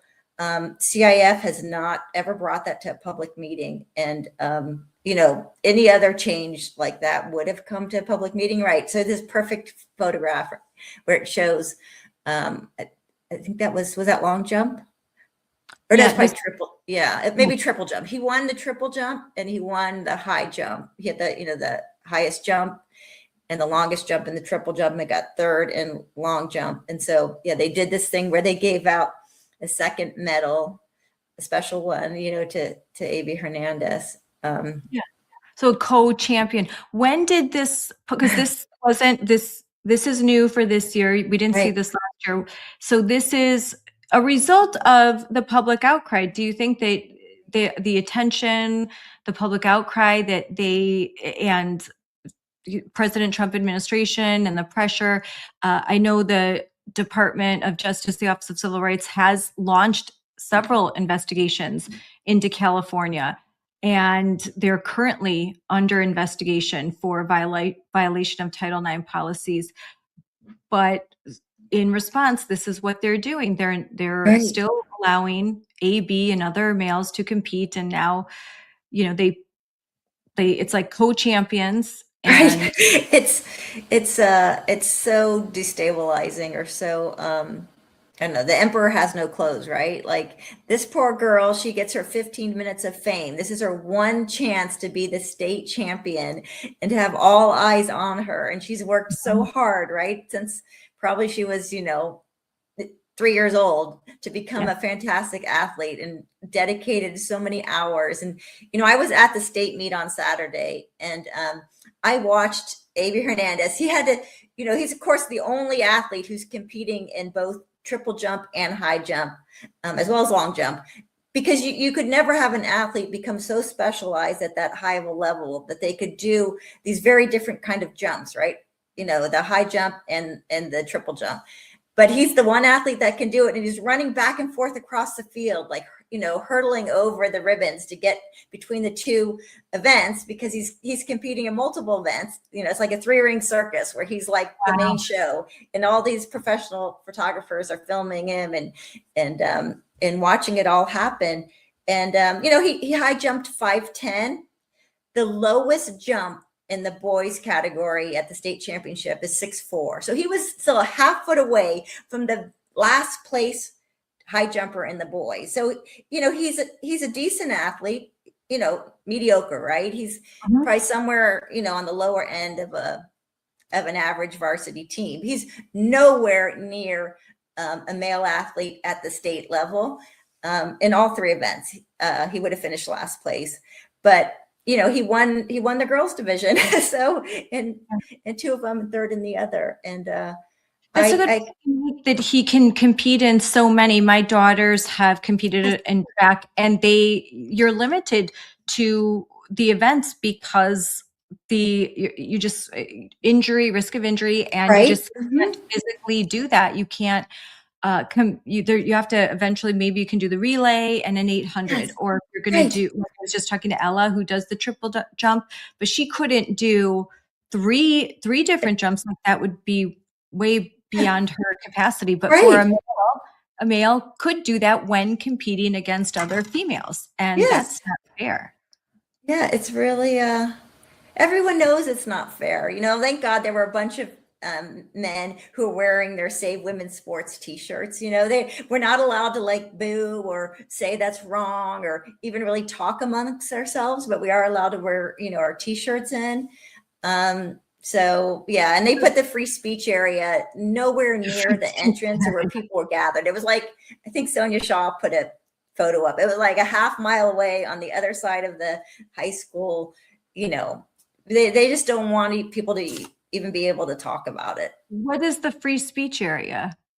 So yeah, so CIF, you know, I was at the section championship last week at the same high school, and I brought in my signs. This is what they look like, right? You know, little signs that just say, hey, CIF, girls sports are for girls. Or I think the other one says this is discrimination, you know, Title IX is protect girls. And I was allowed to bring my signs in, you know, and there were, I think some mothers had their signs saying, you know, kind of cheering on their daughters in the 800, I noticed. So there were signs allowed.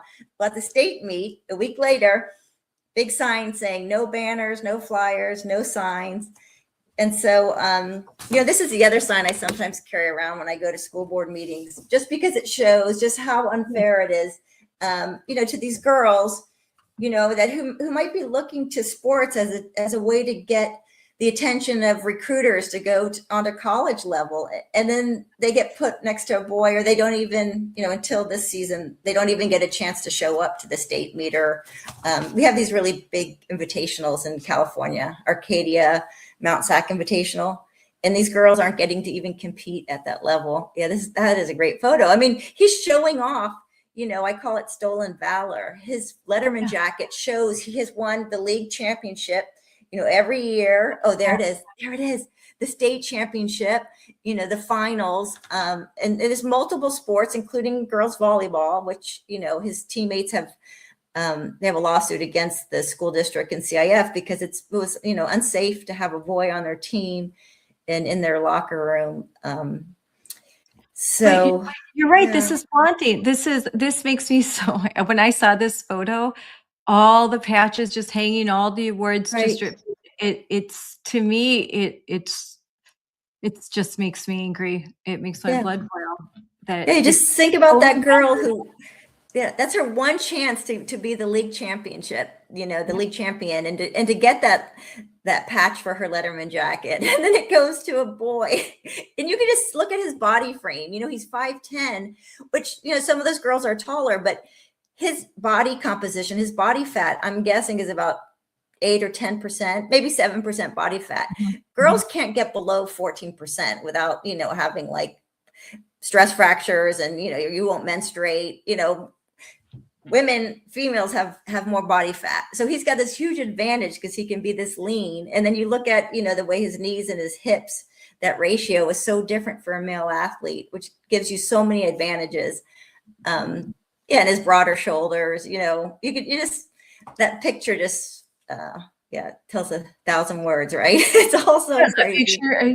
A lot of the images just, they say a lot. Again, the shared podium, the girls that, what I liked, there's a video, we'll go back to this one, where her name, Malia, after everyone stepped down, she jumped back on the number one spot, stood there, and everyone cheered, "Go, Malia." And, so I like that little act of rebellion, like just getting up there and like, I'm really number one. Yeah. So we should point out too, right? The reason why she has wider hips is because, we actually in some ways have the superior physical body because we can grow babies inside us, right? We have more flexibility and we have wider hips and our bodies are shaped differently. When girls tend to get breasts as they get older, which, it hurts in sports, but it's great for creating life. And so, we need to let our girls know that, it's like your body is just amazing. And that's why the Title IX was created to bring fairness to sports, because females, and you were an athlete, that females did not have equal funding, equal opportunity. And if they wanted to play a sport, there wasn't a girls team or a women's team. So they would have to play on a male team, and they couldn't compete because of inherent biological differences.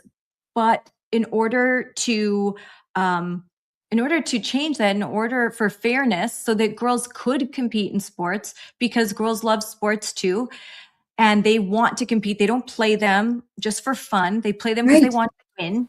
This isn't just a social hour. This isn't a learning time. This is about playing to win and be superior and to get scholarships, collegiate scholarships, and win awards, all of the things.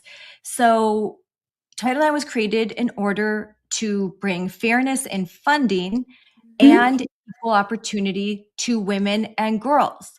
And the fact that it's being twisted now by so-called feminists to include men who identify or feel like a woman, just it basically then Title IX doesn't exist anymore. If it's not a binary, there's no reason for it.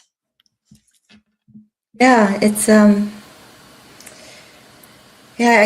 still so disappointed in all my feminist friends that I had in the past. I don't have them anymore because they can't understand how wrong it is to let a male who wants to be called a woman, or in the case of these kids, they're calling themselves non-binary or gender fluid or genderqueer or bigender. The kids learn 13 gender identities in California schools, and they can, to tell girls or women they don't get to have their own spaces, their own bathrooms or locker rooms or shelters or, their own prisons. That's just the most crazy thing that women aren't fighting for right now. So. Yeah, it is. It's a crazy thing that women are fighting for. Why do you're in California, and my friend Kelly, there's Sonia. Why is it that you think that there aren't more progressive women fighting, or maybe it might be secret supporters, but why is it there's not more fighting for women and girls? I'd say there's three main ways they come after you, right? The first thing they're going to do is they're going to come after your job. So if you have any kind of job where you might want to get a promotion, a raise, become maybe, a professor, or become the school principal, or, any kind of job advancement, say goodbye to that. They'll come after your livelihood if you own your own business. They'll take away any chance of you to make money. They'll go on Nextdoor or Facebook or, all these different places. They can say, don't support this bigot, transphobic person. So they come after your job, your livelihood, and then they'll come after your kind of social network. They'll come after your friends in your neighborhood, friends, you know, if you're in a parent group, you'll get kicked out of parent groups. So, and then the next thing is they try to break down your family, and they'll contact, you know, maybe your adult kids, or they'll contact grandkids or the ex-wives, and they'll say, hey, this person is hateful, bigoted, transphobic.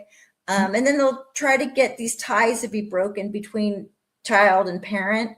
You know, this is kind of public knowledge that my daughter and I are estranged. I don't want to cry, but you know, it's one of the, and, you know, she has lots of wonderful friends that are still in this LGBTQ community. So I'm seen as somebody who trying to hurt those kids when I'm actually trying to help those kids, right? They're amazing, wonderful kids. But yeah, it breaks up families. And so most people can't risk that. They can't risk losing their family, their livelihood, you know, their being socially ostracized. And then, you know, in like my case, I've spent, I don't know, $50,000 on attorneys, right? I have to have attorneys to represent me in custody cases, and, you know, in cases with the medical part of this, and cases with my former employer, you know, so that it gets, it takes a special kind of situation where you're willing to risk it all. But in my case, I watched my daughter's friends having top surgery while they were still, you know, junior high school and high school. And I just can't believe that can be happening in a small town without people saying something's wrong. So then in areas where there isn't this cost, in more conservative areas, where the majority of folks, and I know a lot of them, even in Wisconsin and everywhere, they need to stand up, because if there just needs to be parents standing up, pointing out the truth. I think, though, sometimes we are seeing it more, but we didn't see it before because they didn't think it could happen. And while they were supportive and like, oh my gosh, that's terrible, I disagree with that, they'll tune into the podcast about it, but they didn't really talk about it out loud because that's not going to happen. Like, that's not going to happen in my community until it does.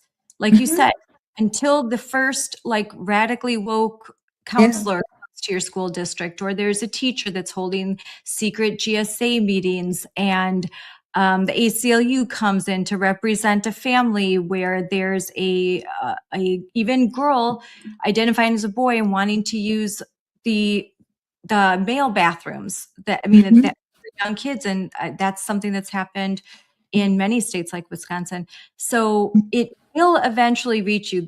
These things do. I mean, look at that toolkit that you showed me. The date on that's 2013.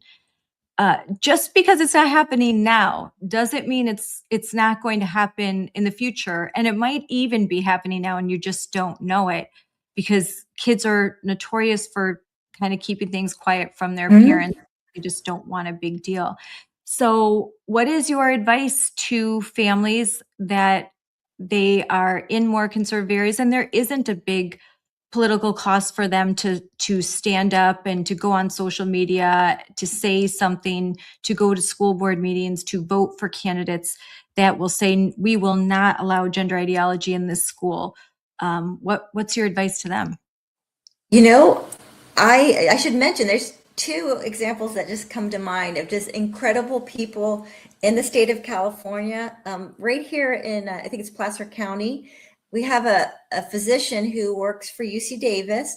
His name is Arthur de Lamour. I think it's Lomier. Anyways, Arthur's the first name. He's a pediatrician, gastroenterologist, clinical professor. And he speaks out on this issue because, you know, he's a former Army physician. So he's retired from the Army, but works for the university. He's tenured. He's a Catholic. And he's willing to speak at the state legislature. And, you know, he's got medical students who are, you know, he teaches, you know, they're his students, and they've asked him to please don't retire. You're just amazing because you speak out on this issue of the, you know, the gender, the medical scandal behind all of this. And he was at a recent legislative hearing where he talked about how dangerous it is to have kids socially transitioned at school. That's the first step to being medicalized. So, he's tenured professor. He's close to retirement. He's a fantastic father and man to be speaking on this issue. And he's a physician. So, and then the other person is someone like, Sonia Shaw, of course, school board president, who's running for the state of California Department of Education superintendent. So please vote for Sonia or any of the, or Steve Hilton. He's also running for governor.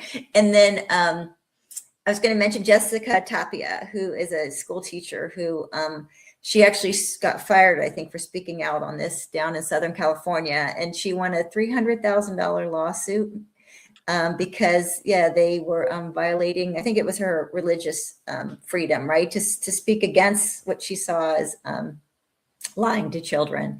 So, the more teachers we get who will speak out, and I know some wonderful teachers up and down the Central Valley. And then, there's also teachers here in Davis that, whisper to me, they know this is wrong, but there's lots of conservative areas of California where you do see teachers and coaches and leaders just sort of speaking out on this. Well, there was just a big case Mirabelli, and that's setting. Yes, could you talk a little bit about that? I mean, that is positive news from that's happened in California, but it's the effects. This decision has repercussions throughout all of America.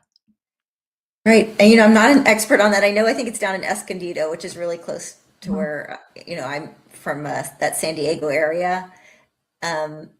It's two teachers, right? I should know this. I had it printed out a while ago, but my mind is so filled with sports right now and the medical side of this. Because and I've talked about it too but the Mirabelli case, it was with teachers and had to do with compelled speech, but it was keeping secrets from parents. Yeah, exactly. And that the state of California was told. I mean, first of all, we have just from June, the Mahmoud v. Taylor, which made it clear that schools cannot keep secrets from parents. That's something that should not have had to be restated by the U.S. Supreme Court, but was, especially when it comes to a family's deeply held religious beliefs, that parents have the right to opt their kids out of controversial curriculum, and that they need to be that curriculum needs to be presented to them, and they need to have that opportunity to opt out. And in the case of Mahmoud in Montgomery County, Maryland, they not only were not providing parents an opt-out, they were telling parents there was no choice. Your kid was compelled to learn about gender identity and gender ideology and comprehensive sexuality education. And the Supreme Court stepped in and said, absolutely not. That parents, they reasserted the fundamental right of parents to direct the care and upbringing of their children. And we're celebrating this June 1st. I should mention that we're celebrating June as Parental Rights Month in Moms for Liberty, and celebrating Pierce versus the Society of Sisters. But so Mahmoud was already in place, but California, in defiance of that, said, no, we are sticking with our policies, which allow teachers and actually compel them to keep these secrets from parents. And two teachers got involved. And I don't want to get too far in the details without my notes, but the Supreme Court said that sided with reality and with parental rights, and said that the state of California does not have the ability to compel these teachers to keep secrets from parents.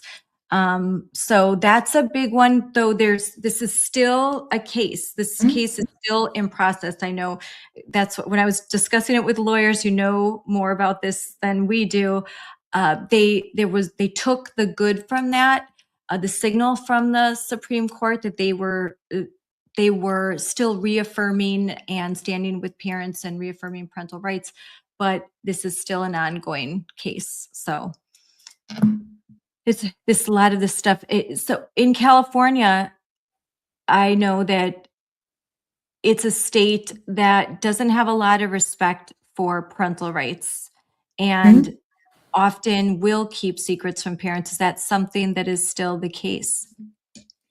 Yeah, definitely. I mean, there's, the teachers are pretty clear at the public schools that they think their role is to keep a child safe.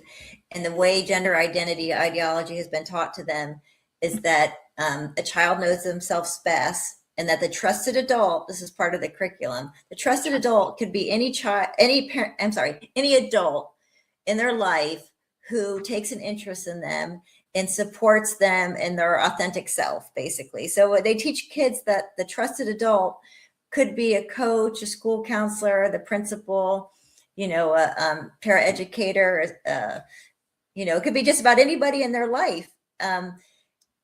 And so the teachers really like this idea that, oh, well, if the child says, it could be a second grader, third grader, my mom doesn't let me wear dresses at home or, when I come to school and it's a boy, the teacher will be like, well, I can, I want to support you here at the school. And then the teachers feel good about themselves, right? They're doing something that they see as, making a difference in a child's life, and the child feels happy and excited and they get celebrated at school. They become the special trans kid in the classroom.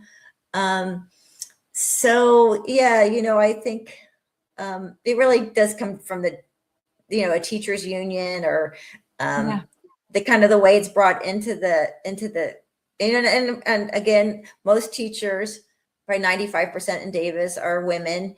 They get together in their staff room and they socialize together. And so it's really important to have that group think and all kind of, share the same belief or way of teaching. And so you just have it in the classroom where teachers think it's perfectly okay not to include parents, to have special names or pronouns in the classroom.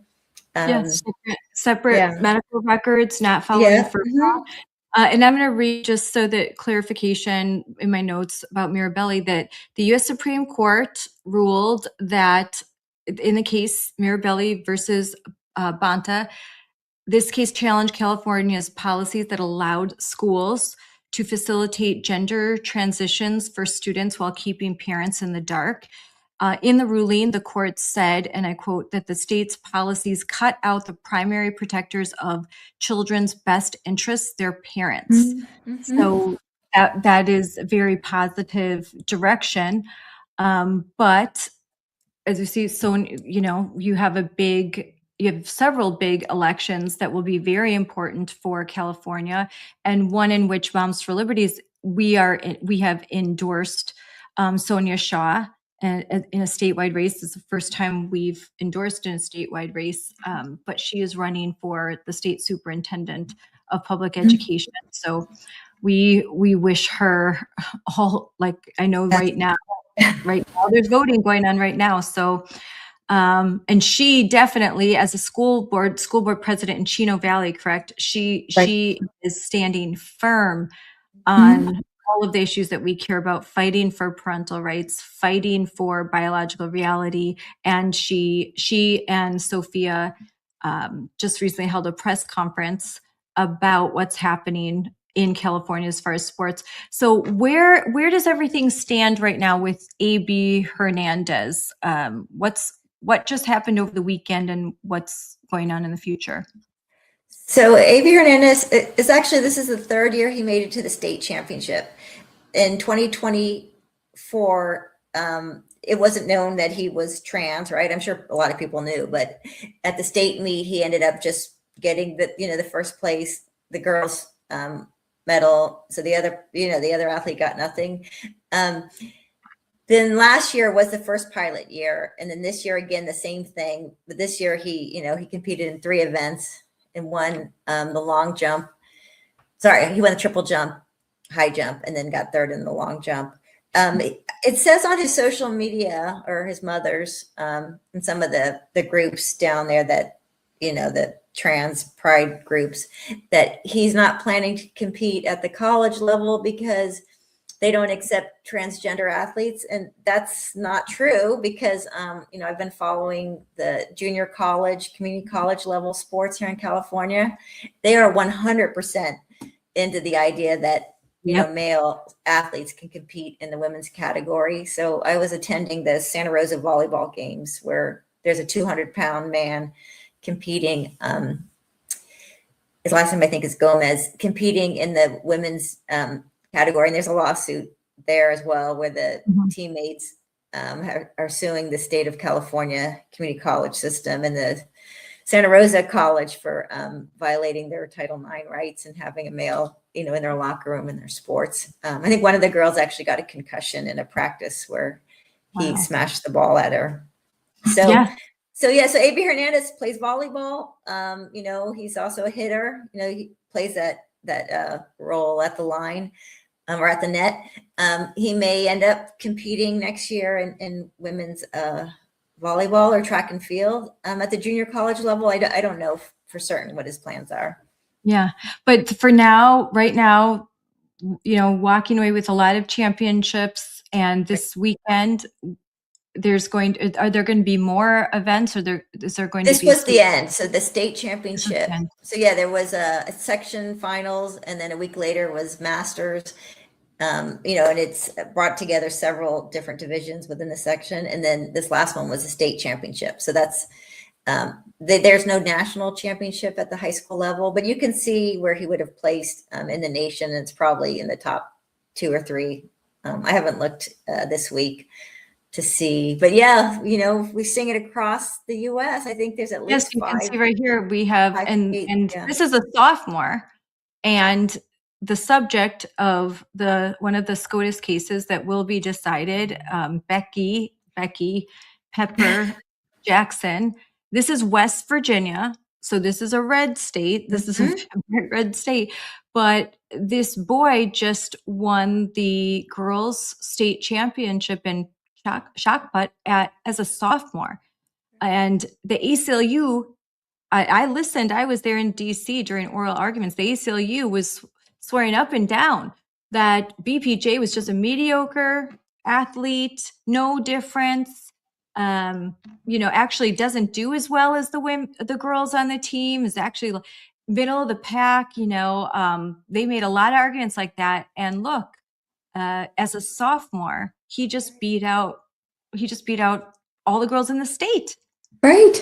Yeah. I mean, high school shot put, I think it's several pounds different and different size, right? Because boys have bigger hands, and I think their upper body strength is like 40% greater than girls, especially in this kind of motion, right? That punching or that pushing motion.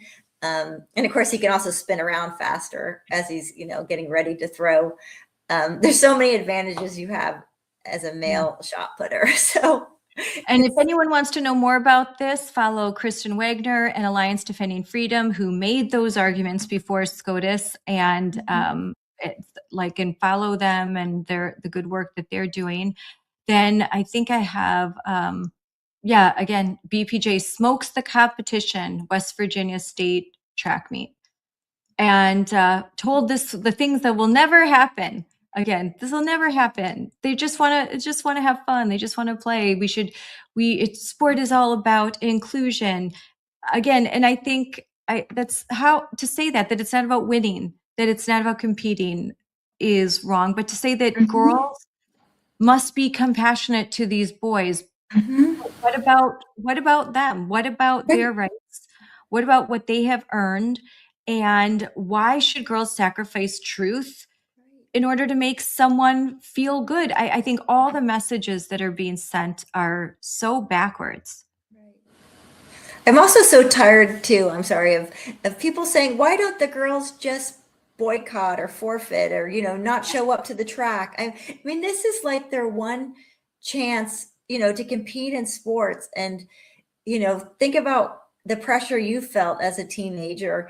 And they didn't make this problem, right? It's the adults. And why not just ask all of the officials at the track meet not to show up? Like, we saw that in Maine where a pole vault official said, I'm not going to, do the state meet if you're going to allow a boy in the girls category. And he said, I'm just not going to be an official.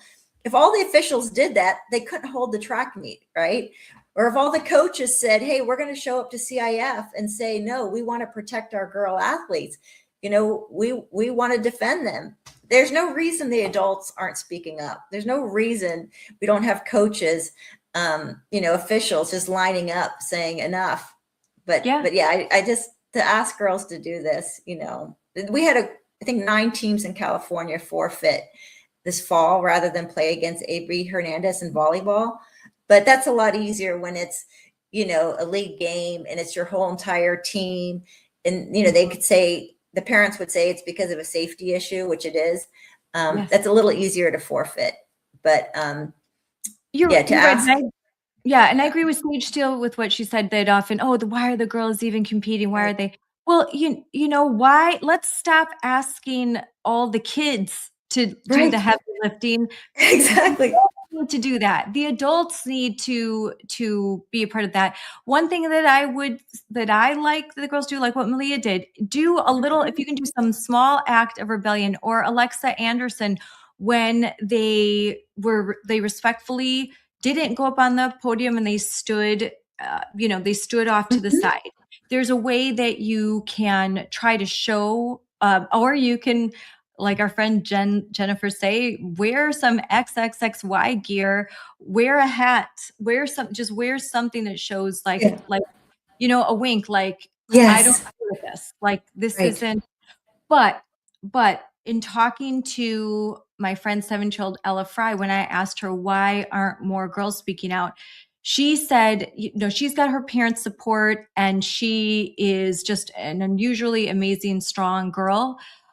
But some of her friends they are depending on athletic scholarships to go to the college of their dreams.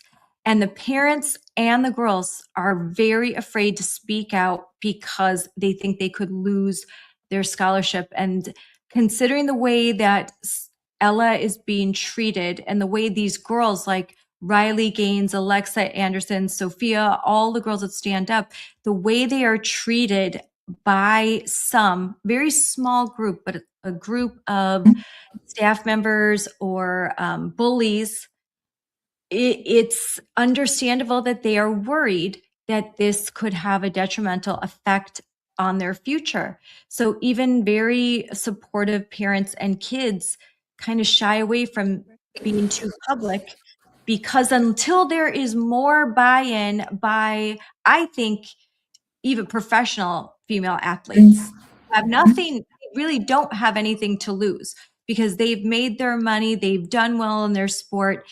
We need just more people to stand up to make it safe for everyone to do so. It's such a small number that can make that change.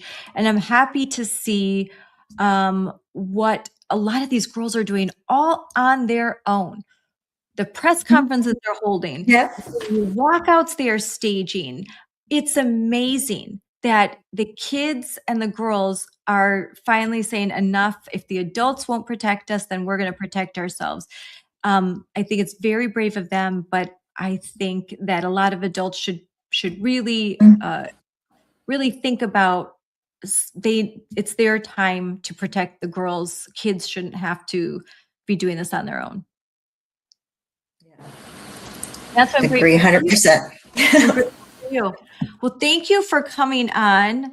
And tell everyone, what is your X handle? How can people follow you, support you? You have a lot of, do you have a website? How can people support you and what you're doing? I actually now on, Facebook I use a lot too. It's Beth Bourne, and I set everything to public, and it's a really good way to share just a lot of information. I think on X I'm at Bourne_Beth 2345. But sometimes you just put my name in there. Yeah, I'm gonna put it out there. There's a lot of viral videos of things I've done. And then the other one is on Instagram. I think I'm Beth Bourne in Davis, California. Maybe if there's an underscore there. But, now. I tell people, I'm pretty fortunate. I just like people just to kind of share what's happening in their lives over this issue and just supporting me online. The places where people can really support, if you have the means, would be a group like ICONS, Independent Council for Women's Sports. They help out these athletes in the lawsuits that are being filed against the state of California and in other states. So ICONS is a wonderful group. And Moms for Liberty, has made a huge difference in my life because they're just, almost every state, chapters and counties across California. I think there's 14 chapters in our state. And it's just a great way to connect with other, like-minded parents, or, you have to be a parent, women who want to kind of fight to protect our kids and our daughters.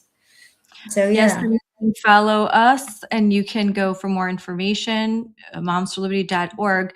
But I want to just put this stuff again to follow Beth. And I'll put in the comments links to, there's a lot of great organizations, Alliance Defending Freedom in Wisconsin. We have the Wisconsin Institute for Law and Liberty. We have Southeastern Legal Foundation. We have the America First Legal.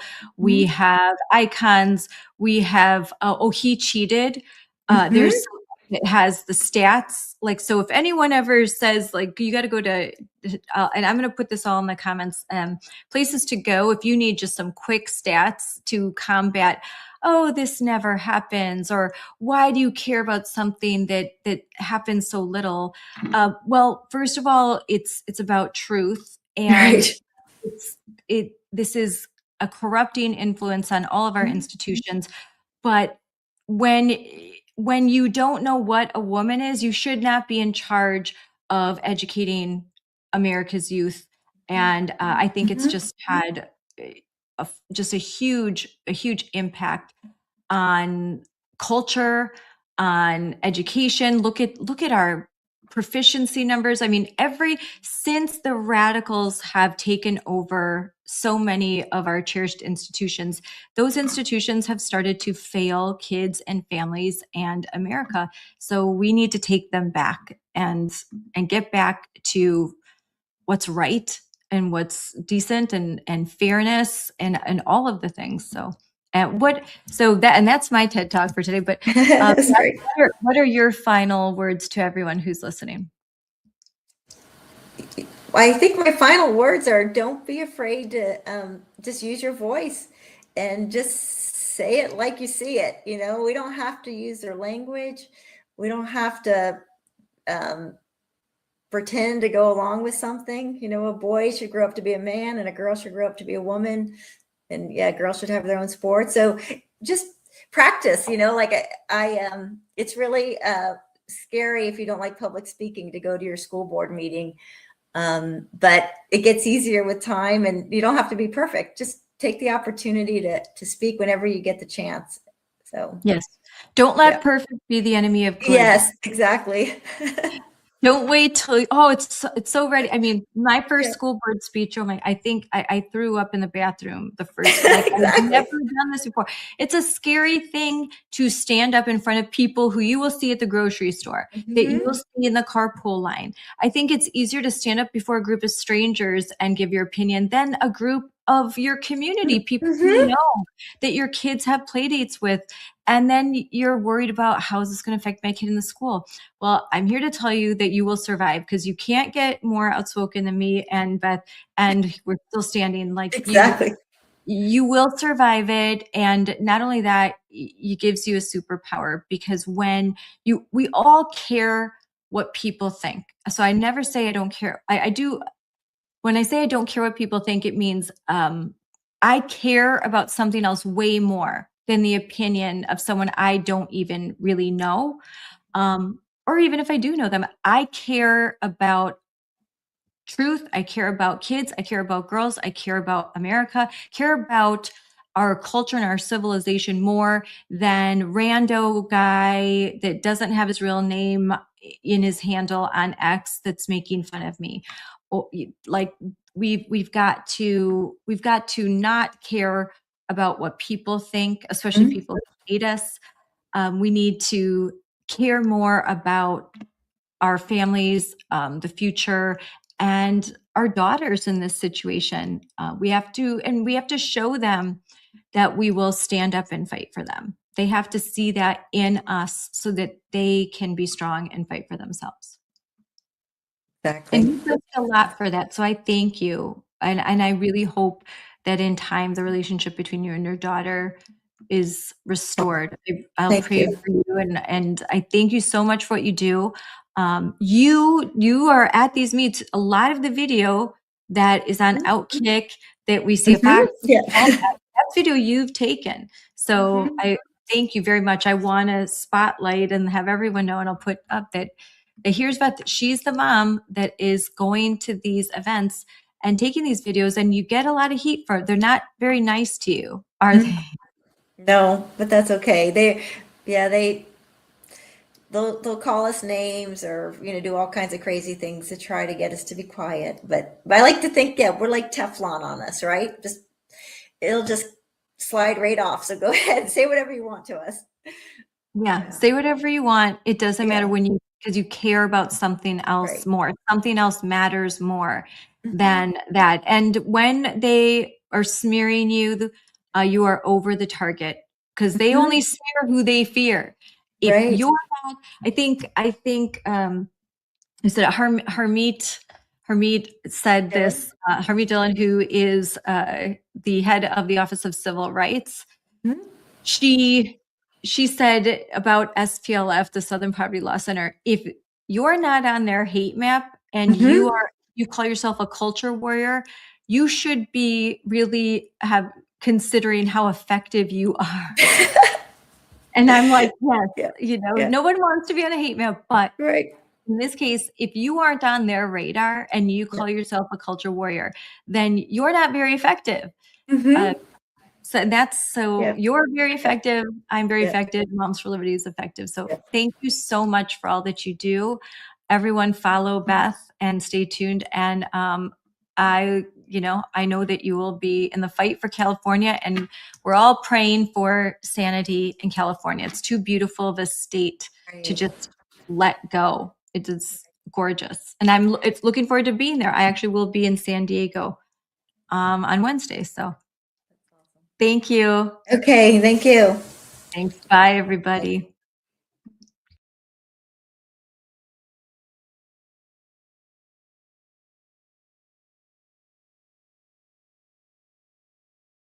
Hey, Ella, it's so nice to see you again. We were just on a show together, Lindsay's show. Hello, great to be here. I'm excited to talk with you again. How did the rest of the school year? Are you done now? Yeah. Yeah. And today you're preparing for what? Something special, right? This is I have a couple practices before sectionals for long jump, track. That's great. So you're heading sectionals. That's the precursor to going to state, right? Yeah. All right. Well, good luck. We'll be crossing our fingers for you. But we've talked about the story of everything that's happened in New Richmond, but I wanted to talk to you a little bit because and talk about how this relates to here, hold on a second. I want to break this, right?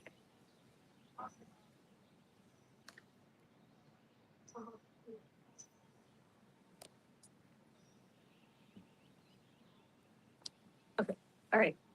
So thinking about how hard that you have worked in this sport and other sports, and then watching on social media, on the news, and watching what's playing out in California with A.B. Hernandez, a biological boy who is competing and winning in the track and field female categories. And you probably don't know this, but on Friday, that is the California State meet. So it's a big deal, just like what we have in Wisconsin. And he's going to be there competing against biological females. And the California governor, Gavin Newsom, isn't doing anything about it.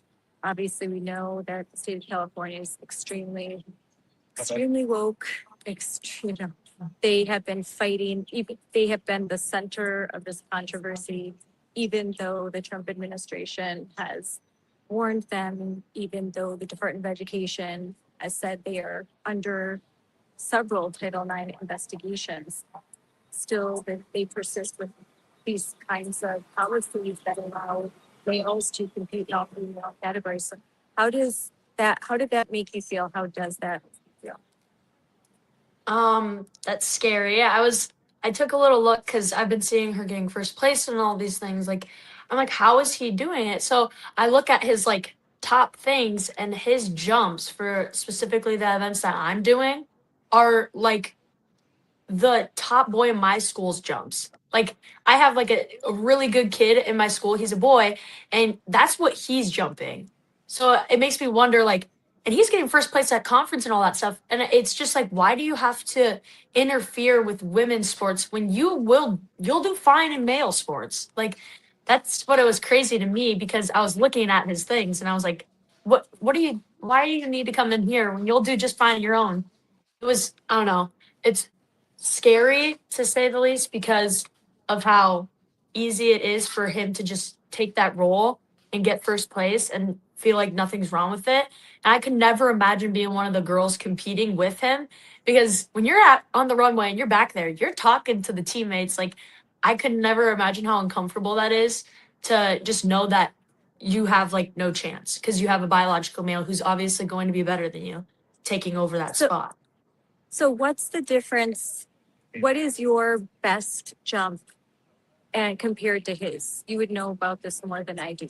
But how much of a difference is that? So I'm not the best jumper. I mean, I'm the best at my school for long jump. So I jumped like a 16-1 at my last meet, which isn't amazing, obviously, but I looked at his number and he's jumping like a 20. That's what my D1 like guy in my school is doing. A D1 Yeah. male. And most of the girls it's like 17 for being good. Like, I was looking at my sectionals and they're jumping like 17. That's what the really good girls for my sectionals is doing. A 20 is just, there's no way a girl can compete with that. Not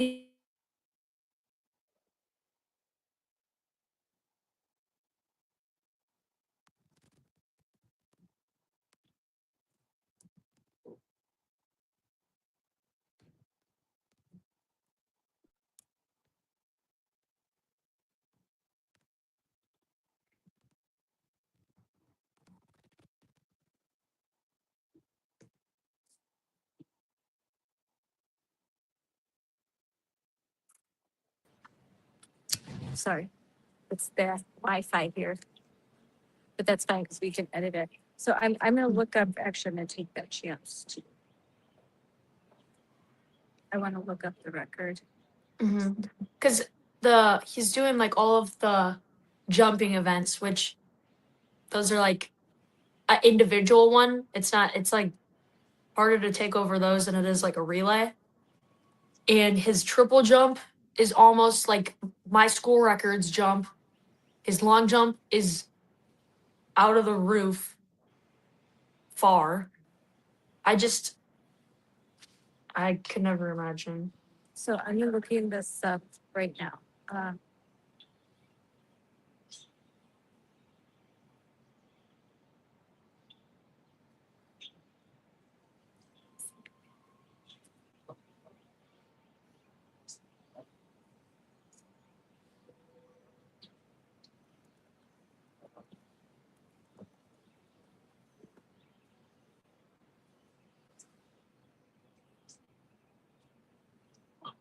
Okay, so I'm comparing. I just pulled up the record. So you can see. So here's something interesting. In the 2025 state championships, the triple jump varsity, AB Hernandez jumped 42, 2 3/4. So is that 42 feet? Yeah, 42 feet for the triple jump. For those of us who weren't that. So 42 feet, okay. And looking comparably, 2025, the boys triple jump state championship. The number one guy, his name was Keith, jumped 51 feet, 51 feet. So if AB was jumping in the male category, he would have placed 13th as a male in the California State Championship. But as a female, pretending to be a female, in the female category, he's number one, far and away number one. He jumps 2 feet farther than the female, Kira, who is actually the one who should have won. She jumped an impressive 40 feet in the triple jump. So, but that still, she couldn't outperform against this AB. Now in the long jump, AB Hernandez jumped 20 feet and 8 inches. That would have had him placed last in the male category, while he placed second in the female category. And then in the girls' high jump, he jumped 5 feet 7 inches. As a male, that would have had him ranked in 9th place, but in the female category, he was number one. So when you hear those statistics, how does that make you feel, knowing that as a male, he would have been last place or at the bottom in California, but in the female category, he's sweeping, he's getting all the medals. Those will translate into scholarships. He's on the podium.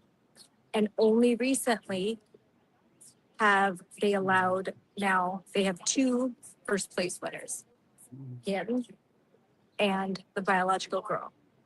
So they're sharing first place. How does that make you feel to hear that? That's annoying because we work really hard as girls to secure that spot. And you know what he could do? He could just be in his male and work even harder and work for that spot instead of just coming to the female sports and just doing it and being better than everyone. Because that's what it is. A biological male will always outdo a woman in sports, especially. So that's why he just comes over to the female sports, jumps a 20, and that's it. Or he could just sit out there and work hard actually and secure a spot in the male. And he's not like for the champions, that's still crazy. Like that's still getting past like conference, regionals, sectionals, state. Like you're going far. Even it just feels like it's never enough for him, Yeah. Like And you talked about something else, because everyone's talking about it's not unfair in the sport, girls are missing opportunities, and that's 100% true. But what about what goes on in practices or as you're competing? You're spending a lot of time together. You're traveling together, training together. My daughter plays different sports, basketball. There's always basketball dinners. There's the moms and dads are getting together and doing potluck. There's always team bonding activities because you're really trying to build this cohesive unit. There's a lot of times that you need to spend with your teammates. I just think you're right. That's really uncomfortable to be in this position where this is a guy, and obviously a ton of attention. So every meet, your face is plastered all over as national news because you're competing with or against AB Hernandez. I just think that's so unfair to the girls. It's not even about the sport anymore. It's all about the controversy and the drama. And, instead of it being about the girls, it's all about the boy. mm-hmm. And boys already, let's face it, when it comes to collegiate sports and when it comes to, national sports, boys get a lot of attention already. What do you think about that as a teenage female athlete where you're trying to do your sport, but it's not always the case where, other than the girls' parents, it's not like there's tons of attention for girls. And that's something that as a mom of female athletes, that I would like to just think you want more money, more investment, more opportunities for girls and girls sports. That's why Title IX was created. It was created to level the playing field. I mean, you aren't aware of this, but in the 70s, before Title IX, there weren't in many high schools, there weren't girls sports. And in colleges, there was no opportunity for girls. There wasn't a team for that. There wasn't the funding. None of that. And that's why we have Title IX. It's a little. They're mowing the lawn. They're mowing the lawn at the White House. That's actually kind of fun. Bet you never saw that before. No. Mowing the lawn at the White House right there. Like, Wow. Yes, it's a little noisy, but so all eyes are on these meets because of this boy, and I think it's taking away from the girls. Jen Say put out this great ad. I'll play it at the end of this podcast. She put out a great ad. Look at her, where she's saying, "Look at the girls. Stop looking at the sports. Look at the girls. Pay attention to them. This is their moment. This is their sport. This is what they work for, and it's time to focus on the girls." Do you think that it's sort of like the situation that you are currently facing in New Richmond, Wisconsin, that nobody really talked about this issue of boys and girls bathrooms in New Richmond because no one thought it was happening or that it could happen? Parents were blissfully unaware of the fact for several months that a biological boy was using your bathrooms in your high school. And it was this open secret. Finally, guys told their parents what was happening. Started to get. And once they were aware, they were outraged. They brought back. Do you think that a lot of girls, a lot of teenagers, a lot of parents, maybe they're not speaking up because they think it can't happen to them? Do you think that they think that somehow like that's something in California? And considering what happened in Richmond, do you have cautionary advice for people who think it can't happen to them? Well, one thing that I think me and my mom both agree on is stay connected to your school. Go to the school board meetings. We had never been to a school board meeting before this whole thing happened. And just really pay attention because there's a lot of things that happen behind the scenes and stuff that your kids know that are too scared to tell anyone because they don't want the target on their back. They don't want to be that kid at school that goes home and tells their parents like everything. But sometimes there's things that are going on that nobody knows about until you shine the light on it and you dive deeper and you realize, well, there's more than just this going on in our school. You begin to find out a lot more than you would think, especially in my small town. This is kind of like one of those things where it's like, this is like, it doesn't even feel real. Why is it even a discussion? Like, why is a male even using the girls' bathroom? Why is a male doing girls' sports? It like is one of those things where it shouldn't even be a discussion, but it's happening. So I think one thing that's a big takeaway from everything is use your voice, speak up. Your words matter way more than you'd think. I never thought going up at that school board meeting for like a minute would go everywhere and everyone would see my face and hear my voice.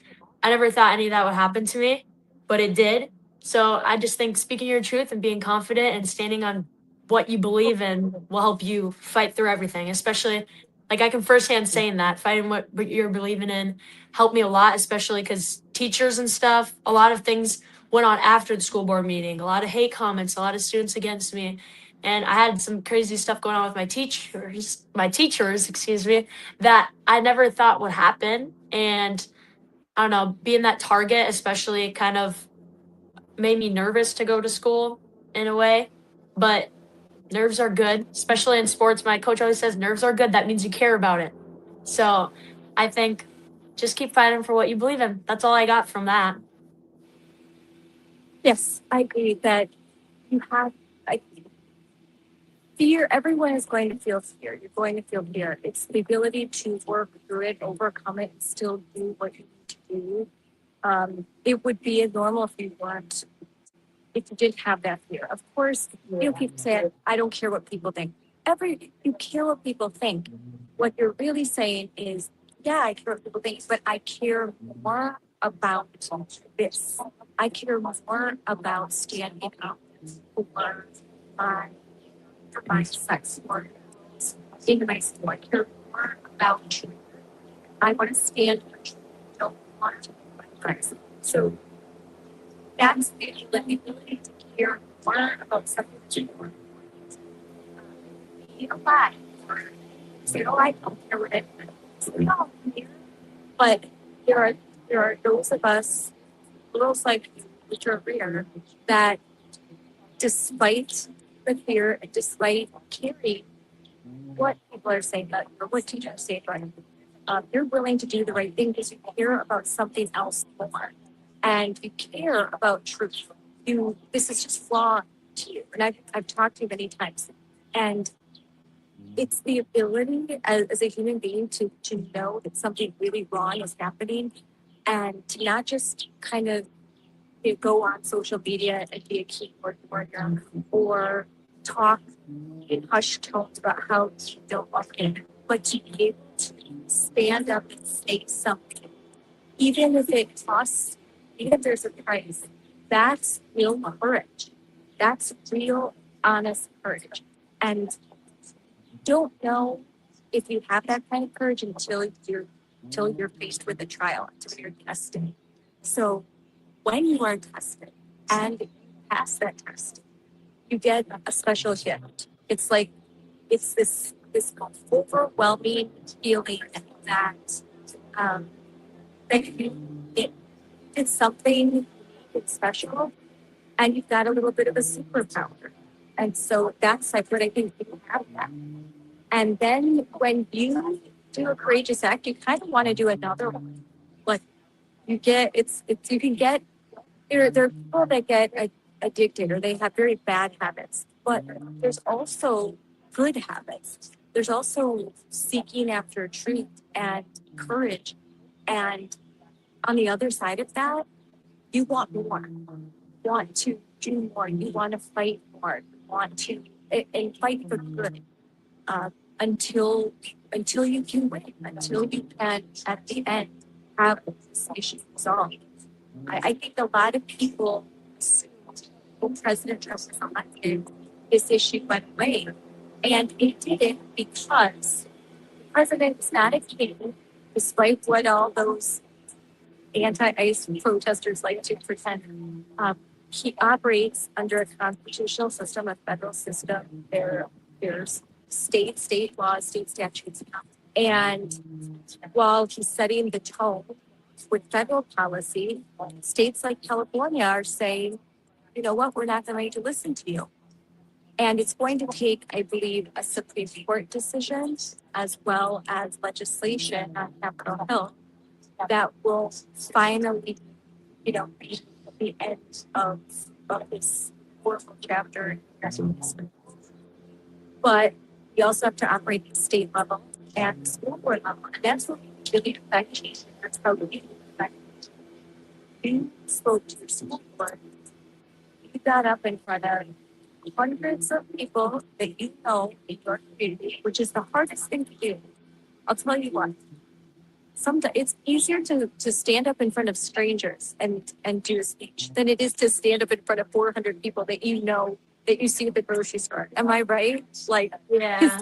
Because strangers, you're like, oh wow, but people you know, like you're gonna see them.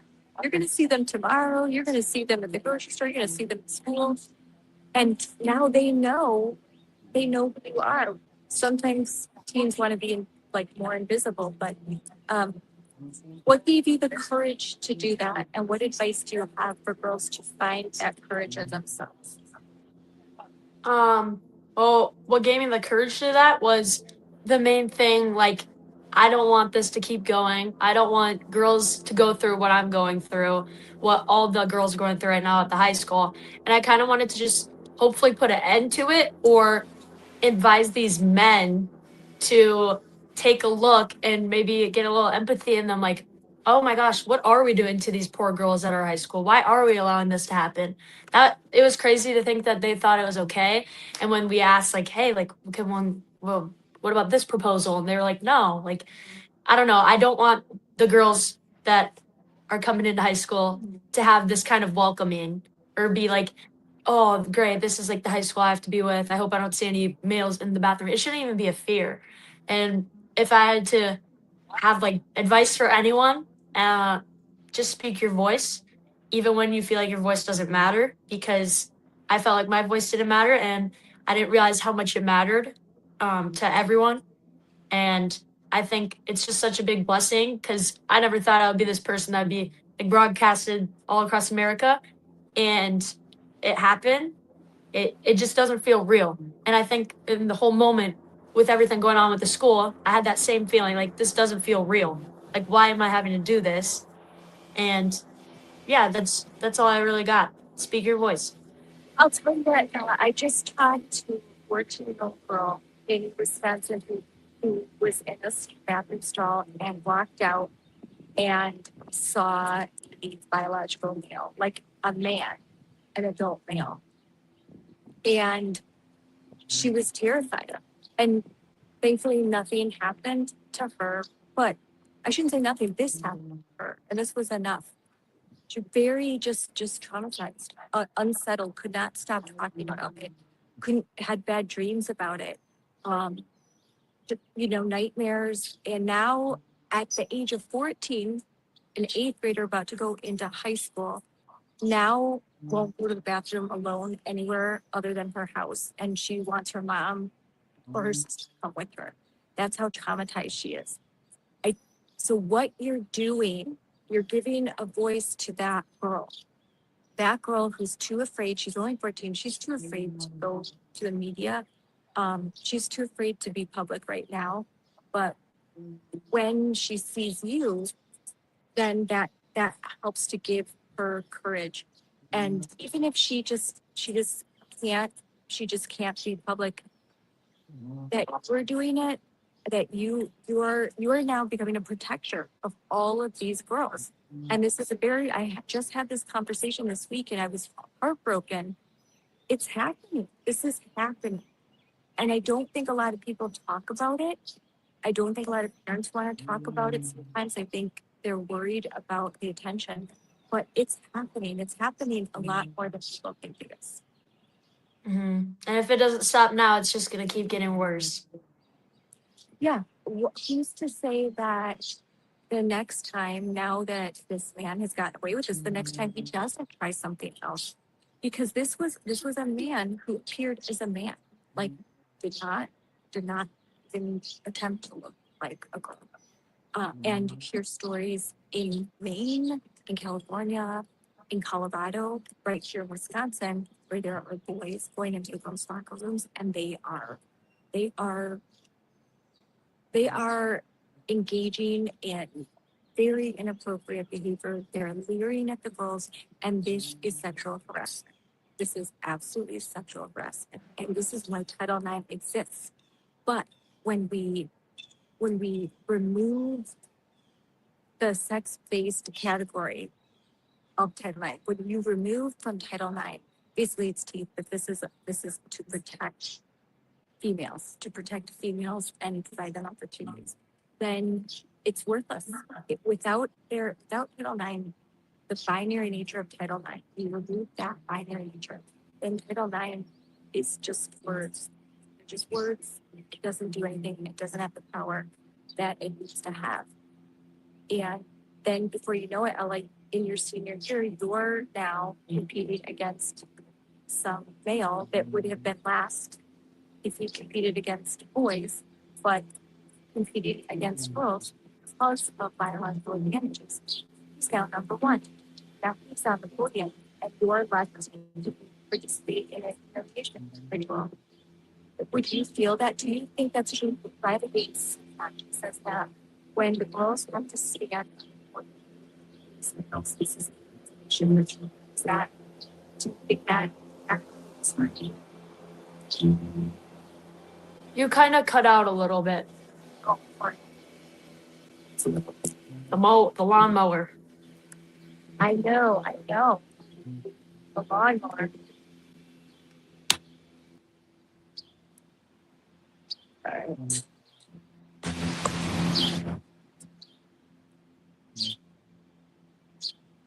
And I've got, I was saying, You're talking about Riley Gaines. yes, Riley Gaines says that the act of having the girls stand on the podium with a male like A.B. Hernandez is forcing them to participate in a humiliation ritual. Do you think that's an adequate description? That's the humiliating thing to have these girls have to stand there on a podium with a boy? Yeah, that I could never imagine having to do that because I don't even know how to explain it. I feel like I'd also just feel really angry because you can put in work like the rest of us. Like you could work hard and get that first spot in the male section. Like we are already working so hard for that first spot in the female section.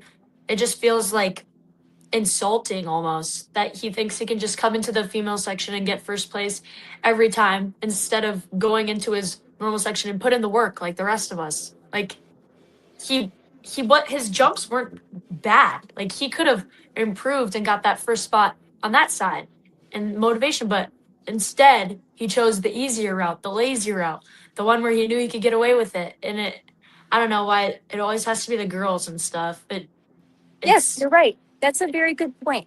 That's a good point. That we're not seeing this. We're not seeing this. That I'll start over. There. You made a really good point. It's only the girls. We are only seeing girls have to suffer the humiliation. Girls that have to give up the medals. Girls that have to give up the trophies and the scholarships. And even take that all away, the girls that have to basically have a boy on their team, in their bus, in their locker rooms. I don't know. I think that would make it really hard for the team to really come together with all of the issues and the fact that there is a biological male there pretending to be a girl. It's just weird. It's brainwashing. It's kind of like throw him in there. You guys have to love him. He's your teammate. You have to cheer for him when he gets first place and he took your spot. Like you have to do this. It's scary and weird. That is a perfect way to say it. It's brainwashing. You have to love him. He's a girl. You have to celebrate him. Yeah, like you can't just. Charlie Kirk had a saying because at first they say it's tolerance, it's acceptance, it's inclusion. And then you have to cheerlead it. Now you have to cheerlead it. You have to, oh, isn't that wonderful? Isn't that great? And then you have to participate. And that's at the end where the girls have to actually participate in this humiliation ritual. It's not enough to be inclusive and to say, oh, to each their own. No, that's not enough. You have to pretend that boy is a girl and you have to cheerlead it and participate in it. And that's wrong. You're right. That is brainwashing. And do you think it's worked on some girls or do you think more girls are waking up? I think that more girls are waking up, but it's kind of hard because they're kind of forced to almost love them in a way, like the mental illness. It's kind of like there's a saying where it's like if my friend had an eating disorder, I wouldn't keep telling him to starve themselves. And if my friend had a mental health disorder, I wouldn't keep telling them, yeah, what you're doing is right. Like I'm not going to support bad behavior. And I feel like I don't know, I hope more women will rise up and hopefully see what's going on is wrong and that you do have a voice and you can stop it. And I think with the brainwashing and stuff, because firsthand I experienced it already, like you're being so hateful, you're not letting a guy into your bathroom. I'm not going to support a mental health disorder. I'll help you get to a single stall restroom. Like I'll help get that private space for you, but you're not going to just come into my space and think you're going to get away with it. And I feel like I hope that's what more girls, especially in California with his sport. I really hope that more girls will realize you don't have to get third place. You don't have to get second place. You could be the first place. You just have to stop him. And you have to talk and you have to get a big group of people up and you can stop it. Some people say that the girls shouldn't get on the podium, that they should walk away. What do you think about that? I've seen a clip, I think, of this girl that got first place, but he took over the first place. I think he was on the podium at first and he walked away and then she went up there and then she took her picture with the medal and she was holding up a 1 because she got the first place. In the moment, I don't know what I would do. I would not share a podium with him. I can tell you that. I would either wait for him to get off and go up and take my picture, but I would never share a podium, especially knowing how much I've worked for a spot like that, working so hard just for someone to swoop in and take it. I don't know. I wonder if he feels like bad or have any like remorse for what he's doing to the girls, especially because like mentally it's probably impacted them a lot.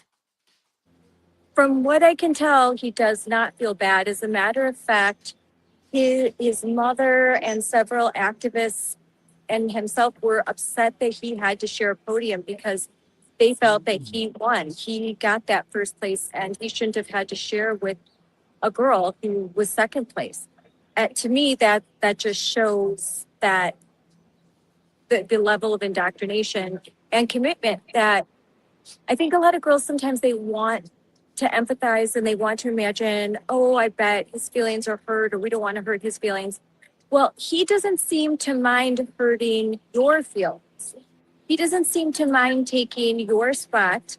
He doesn't seem to mind interrupting your sport and making it a spectacle. So why should girls waste any time sympathizing with this male? And I think it's hard for me to believe that there's so many so-called feminists that support this sort of attitude. You don't see any female athletes standing up for them. So what is your response to that? That the girls are supposed to care about the feelings of these boys, but they're not supposed to care at all about how you feel. There's no reverse empathy. Like, I don't get it. I don't understand it either. And it's kind of disturbing knowing that he doesn't see anything wrong with it. Like, not even a little bit, because it's really disturbing, honestly. If I was competing with him, it's already uncomfortable enough trying to get changed in the locker room with other girls. It's already uncomfortable enough trying to go to the bathroom with other girls, let alone competing against this person that you're supposed to love, you're supposed to include, even though he's taking your spots, he's breaking the records, he's getting your medals, he's getting everything that you have worked for. Because I can tell you right now, if that boy in my school who's like the best jumper, if he even just did his laziest jump, it would be way farther than mine. And it's just like the truth. And I don't know, it's really disrespectful in my opinion, because you work so hard, especially when it comes to sports and long jump and triple jump and stuff. It's very competitive because it's one of those events where it's just you. It's not a relay. You're not on a relay with other people where it's a big team thing. No, it's an individual at the end of the day. And you are the one working for it. You are the one controlling your ability to perform. And it's kind of just scary to see someone come out there, go no work, and still do better than you. Well, and that reflects very real biological differences, because biological reality does exist. Males that go through male puberty, and even there's studies, even males that don't go through the full male puberty, they are born with greater lung capacity, larger muscle mass, all sorts of biological advantages that make it impossible for you to compete. That you could, the most elite athlete, like you've heard, Serena Williams, who's the most elite tennis player in the world, where she if she competed against a really good tennis player that's a high school kid, but he's a guy, she would struggle to beat him.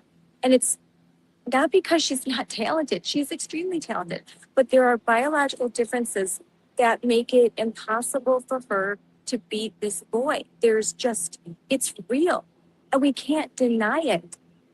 And I think that it's so wrong for teachers in high school, especially like biology teachers, to be conveying this message to girls that somehow, if you wish upon a star that you're a girl, magic pixie dust and voila, you are one. No, you cannot erase those biological differences, not with whatever serum concocted by big pharma. There's nothing that takes that advantage away. And as a matter of fact, it causes a lot of harm to the individual who's taking these drugs and participating in this. I will tell you that A.B. Hernandez's mom has said earlier on that she had no idea. Do you know how his gender journey started? It started in school. In middle school, teachers started to secretly transition him. That's how this all started. So parents, cautionary tale when you think, oh, if they have their little rainbow club in middle school, it's no harm. It's indoctrination, just like you said. And even schools, they have these clubs and everyone says, oh, so innocent, but are they? Mm-hmm. Yeah, I firsthand kind of seen what it's like seeing someone trying to transform into someone who they're not. And it's really, really sad, especially like seeing in the cases I've seen, it's really sad to see them and they don't see anything wrong with it and it's sad to see them struggle and not even know it. And it's kind of hard to help them, especially because they are taught that it's right and it's okay. And especially when it comes to like athletics and stuff, they don't see anything wrong with it. And you don't hear the athletes speaking up about it. You hear mostly the non-athletes because the athletes are scared to speak up about it. They're scared, okay, well, what if I get disqualified because I made a harassment quote or something to the other person? And it because they work so hard to get to that spot. And that's where it kind of gets scary in the athletic world because you are working hard, you deserve that spot, but you're scared to speak up about it because you'll get disqualified or kick you off the team or something like that. And there are girls even in your school that would like to speak up, but they don't, and even their parents tell them not to because they're afraid of losing their athletic scholarships, their opportunities. There's a very real fear that, hey, if I say something and it gets picked up on social media, what if I lose that scholarship? What if that school I want to go to doesn't accept me? That's a very real fear and a reason why we don't see more girls stand up and why we need more to stand up because of just a small percentage. Even if just more girls stood up, pretty soon it would change everything. Mm-hmm. And that's what it took. It didn't take just my voice. We had a lot of people reposting it, a lot of people commenting, a lot of parents' voices. When you all stand together, it can make a huge difference. And I think that's what helped my school district, the White House seeing everything, Tom Tiffany, Pennsylvania, Senate, it doesn't just take one. And I think that's what helped me in the spot where I felt so alone at the beginning when it was just me at the school board meeting. I'm like, Mom, do you know how many people are here? You know how many people are having these opinions? And like this mom at the bathroom's like, hey, there's more standing with you than you would think. So then you speak up and you see what happens. And it just takes a lot of people to make a change. And I think that's something that everybody knows, but doesn't take into heart right away. They just get so fearful and they're like, well, I can't do it by myself. Well, good thing you're not going to do it by yourself. There's a lot of people that stand with you. And I think in athletics, if more girls just stood up for themselves and said their voice and said, I don't this is wrong. Like, why am I competing with a male? I don't think this is okay. I think they could make a serious change, and especially in California. It's kind of crazy that this is happening too. It just doesn't feel real. Why am I kind of arguing about this? Why is there a boy in my sport? That's 100% true. Well, I know you've got to go and get ready because you are going to be competing in the sectionals. So in closing, what's your final thoughts in closing, what message do you want to send to other teenage girls across America? One message that kind of helped me push through everything is your voice matters. And that was one thing that I definitely did not think mattered in the beginning. I'm speaking up at the school board. All I thought was like, this is scary. I don't want to do it. You can do it. It's only 1 minute of scaredness and it'll be over. A lot of people are agreeing. There's a lot of clapping. There's more people that agree with you than you would think. A lot of them are just quiet, and the other side can get really loud at times. But you just got to speak up, and there's more people that are here with you to get you through everything, and they agree with you. And so just speak your voice.